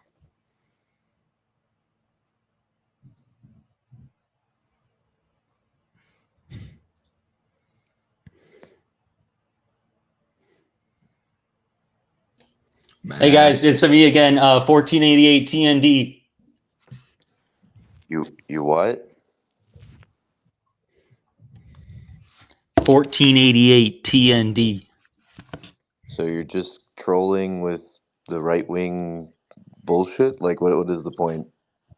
Like, we actually are trying to engage in. Well, no, I mean, I was looking into your guys' movement. You know what's funny is like this guy comes in trying to be like a huge edgelord. He's like, and then we're like, he immediately he feels embarrassed as soon as like we don't react to it because like we're like, what are you even saying? And then he's like, well, I mean, you know, I didn't really, you know, it's like, Jesus Christ, like what? You know what this is the equivalent of? This is the equivalent of a guy showing up to a meeting and just like whipping his dick out to shock us. It's like, what is your goal? What are you trying to accomplish here? You know? Anyway, go ahead. Go ahead. What do you actually have? What are you trying to, what's the goal? What's the purpose? Where are we getting at here? He muted me again. I was gonna say, just because I was looking at your movement a lot, but why can't you talk confidently? Why are you like trembling in your voice? Can you just talk straight? All right. What do you want me to? How am I supposed to change my voice? Talk You're straight. supposed to come here and be on business and have something of substance. Yeah, to like say, you're not like you're Well, like. I "Well, did. I was shout looking at numbers your and movement. acronyms. I was looking at your movement, and I didn't know what to think. Well, Can you speak with purpose? Give us a purpose. Like what's the goal here? Go ahead. Well, the purpose was the last few questions. I just had these two accounts on because I thought there were going to be like 1 million people requesting, and then I noticed you brought me on again, so I was like, okay, maybe I'll do a little bit of funny. But there wasn't any other purpose after the first stuff that I said. What did you say? What was the first thing you said? Wait, do you not recognize my voice? Yeah. No. I was the last guy. Yeah, we understand that. It's just like What guy? I don't. Wait, who? What guy? The Yahweh guy? no. All right. Goy He Slayer. was yeah, he's just got ults, bro. It's that simple. Anyway, we have an actual okay. speaker that has something to say besides All right, whatever well, this is. thanks for that. All right. Interesting. That was really embarrassing. Anyway, All right, Mr. Ludwig, what's up? So you guys are trying to revive the Communist Party? No, we are the Communist Party. How's that going? What's your numbers like? It's looking pretty good. What's your actual point of contestation? Oh, I was just trying to feel you guys out a little bit. I'm anti-communist, but yeah. So you guys hope to start a communist party in America? Do you know what the ACP is? A bunch of nitwits and so that's a no, right? Okay. Pseudo-intellectual. So the space is to. You talk over me. Sounding stupid, but like, is that a picture of Ludwig Feuerbach? This is Ludwig himself. German idealism is back, baby. Is this Feuerbach speak? Like, is this a Feuerbach profile picture? What is that? Who is the gentleman in your profile picture? Yeah, that is Feuerbach. I'm surprised you guys even know it. I mean, we're Marxists. I mean, of course we know about Feuerbach. Yeah. Oh, that's true. He did kick your guys' ass, didn't he? Are you he was a big inspiration to Marx? Some random like normie boomer who happens to like Feuerbach, and you literally it's not even because you found him through Marx. It's like your great grandpa was Feuerbach himself, and you're like, oh yeah, I remember there was some beef. Like who remembers Feuerbach outside of the context of his beef with Marx? Like this is the great. Sorry, you two get so mad over this. No, it's not even that we're mad. It was bad enough Hegel and Karl got their asses whooped by him. You guys are still upset over that? Oh, so you Feuerbach won. He's the only guy in the world who thinks Feuerbach won. Okay, let's get serious here. So, what is it about communism that you guys find so appealing? I could, at the risk of sounding really stupid, Eddie. Oh, I might sound really stupid. Wasn't Feuerbach? I don't remember this. Was Feuerbach? Did he himself entertain some kind of communism in his specific humanism? Was it like a utopianism of some kind? I don't remember. Yeah, it's a better Carlos would give a better answer than me, but I know that Feuerbach was like greatly inspirational to Marx in terms of he was his criticism of religion and his it was supposedly the main materialistic criticism of religion. Then he forwarded this kind of idealistic humanism, ironically. Mhm. But I couldn't tell you if he was himself some kind of socialist himself. Yes, I don't know. Carlos just messaged me. He called himself a communist and was in the Yes. Social Democratic Party, Marx's party. There you go. So why is a Feuerbach fan asking us about communism? Feuerbach himself was interested in communism. Please elaborate what you mean. Well, no, that's just not true. I don't know who told you that, but they're lying to you. All you gotta do is Google Karl Marx, Ludwig Feuerbach. Karl Marx went on long rants against Feuerbach because Feuerbach wrote a paper. Feuerbach wrote a paper on nature's law, which completely contradicts the communist concept But of nature. Marx didn't Marx didn't invent communism, though. I mean, it's not something he created. I just Googled it. It says Ludwig Feuerbach was in the Social Democratic Party of Germany. Yeah, the social same party that democrat. Marx. Socialism doesn't mean you're a communist. You realize that's the same party that like There's, all of then the there's other very guys little. are in. Like, what are you talking about? Just because somebody's a socialist doesn't mean they're a communist. Can we agree on that? All right, look, this is semantics at this point. No, it's not semantics. What is your objection to communism? Well, I was just asking. What is it that drawn you guys to communism? That's a complex question. I think we all have different paths, but now our understanding of the necessity of communism is very clear, and it's something we could communicate clearly. Yeah. Well, if you can communicate it clearly, can you tell us what value communism would have to the current reality? Yeah, sure. It would give us the ability to survive the challenges ahead as a country and frankly as a species.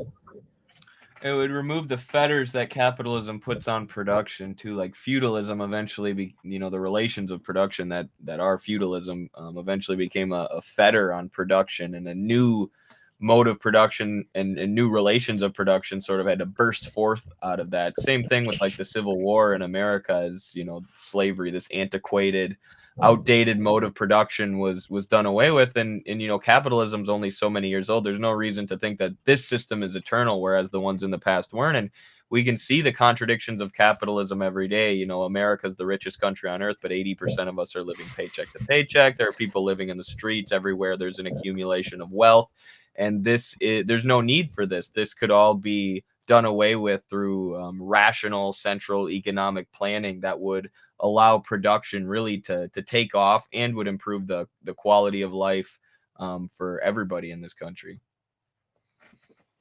You mentioned production numerous times. Isn't this an outdated, antiquated paradigm? No, production is the basis of every society, including our if you let me finish, aren't we moving into an age where we don't need workers anymore? And that this notion that you need a system of production or a system centered around production is antiquated and outdated? You still need to produce, though, and the only way that, like under capitalism, what automation does is it throws people into unemployment, or it throws them into what's happened in the U.S. is a lot of service jobs and paper shuffling jobs where people aren't actually involved in productive labor. But yes, under communism, automation could decrease the amount of hours, the amount of time that people have to work in a day.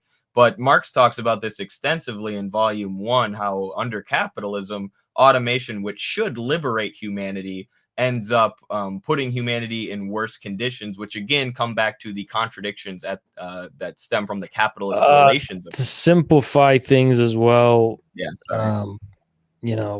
production, whether robots are doing it, first of all, is still the fundamental basis of a society. Second of all, the idea that I know what you're trying to say. The idea that like the old style production is outdated. We do Uber now or something.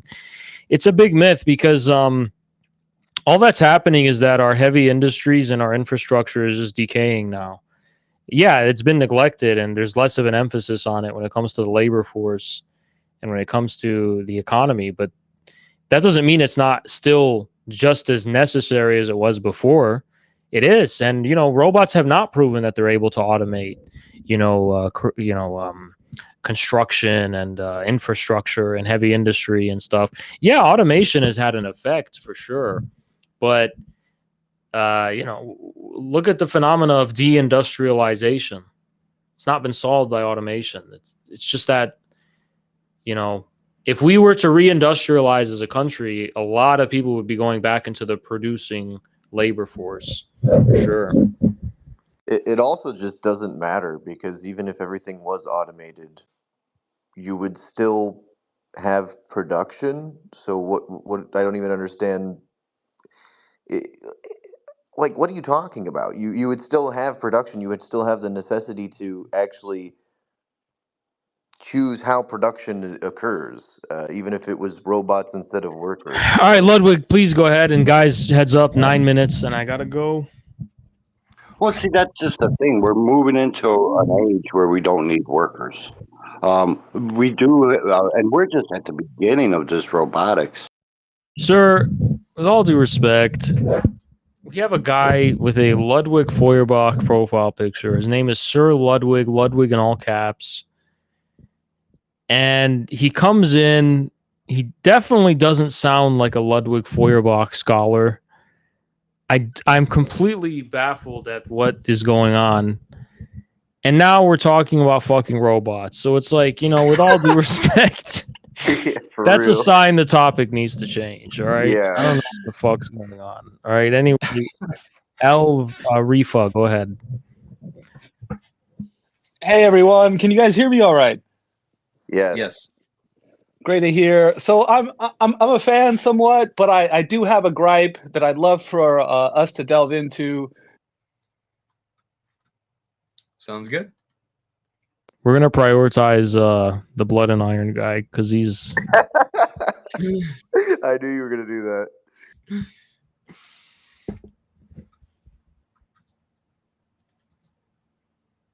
Blood and Iron. Hello. Hello, retard. Wow. Hello, how are you doing, Saar? Well, I'm fine.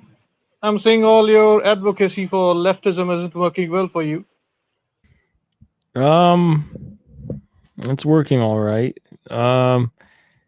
So what is your problem? Nothing. Just that communists, they only deserve death. They should be buried 6 feet under the ground. And that includes their sympathizers as well.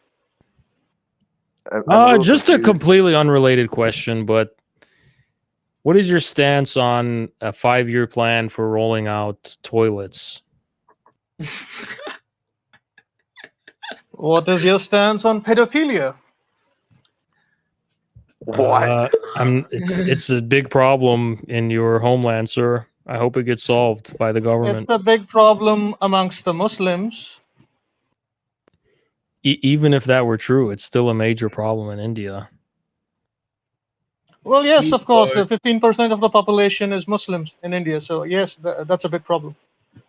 I think it's the inverse. And, sir, I mean, is there... look, I'm just having a hard time believing you are David from Microsoft. Because can we just be honest about what's going on? Kanzirun. Shut the fuck up. So should I redeem it or no? Redeem what? You're not going to redeem anything. You're not going to redeem your dignity. The fact is that you're advocating for communism sitting in America itself is a testimony to the fact that you're a moron. Can we stop all this fighting and just hold on. poop at each other? Hold like on. Men? Dude, should I redeem it or no? Redeem your dignity? Yes, go ahead, redeem it. Can you say why did you redeem it? Why do you not want to redeem your dignity? Stop advocating for communism and Islam. I mean, get a better ideology. Please continue talking about redeeming stuff. Go ahead. Redeem your dignity, Haz. And what about the gift card? The gift is that you'll get more brain cells. For right now, you have 2 of them in between your ears. All right. So you clearly are very upset about something. And what is that thing you're upset about? I'm upset that you're breathing. Sir, why do you want to kill us so badly?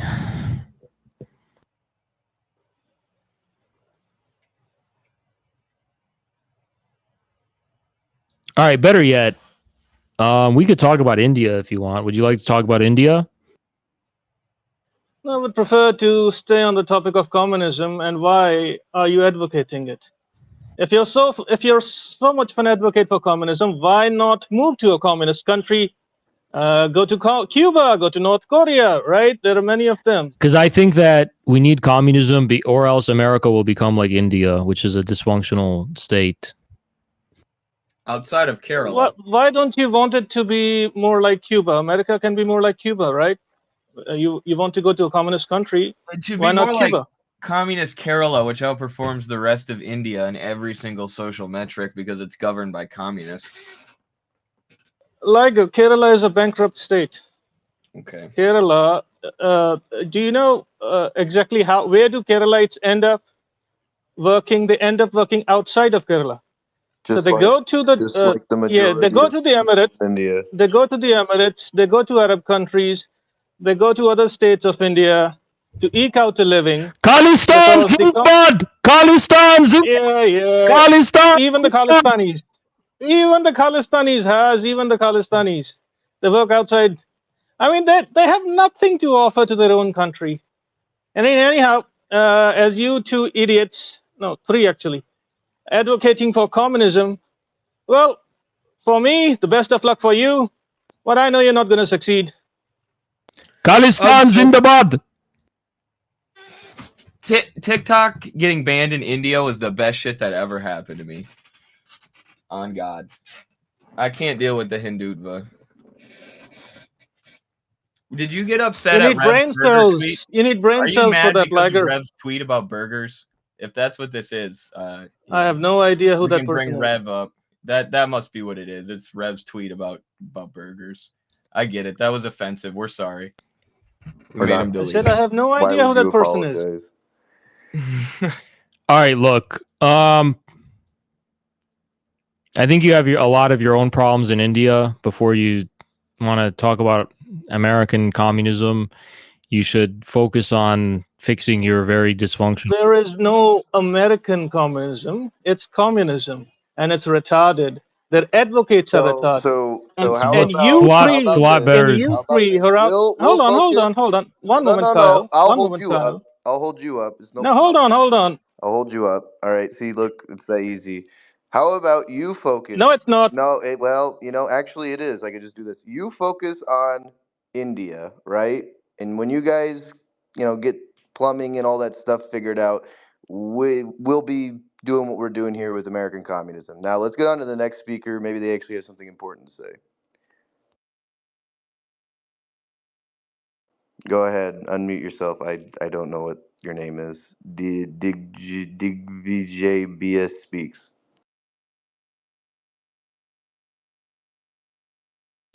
Sorry, I'm only listening. Sorry. Yeah, what's going on? I'll some work. Sorry for. You will talk. What did you say? I will doing some work. I will talk in 5 minutes. And what is the goal here?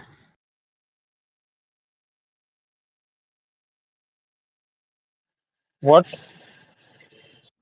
Will you are you going to redeem it? Let's move on to the next. Wait. Oh, it's too late. Well, we need some people to request that actually are interested in speaking on the topic. All right, I actually have to go though. I have an interview I got to do. So. Well, yeah, it's about that time, anyways. Yeah. Well. All right. I hope everyone redeems it. Has a great night, and yeah. Anyway. Bye-bye. Yep. Thanks everyone for joining. Appreciate. I'm literally falling asleep right now. This was a great space, though. Thank you all for joining. I will upload the recording probably on the Midwestern Marks YouTube. Be sure to subscribe. Peace out.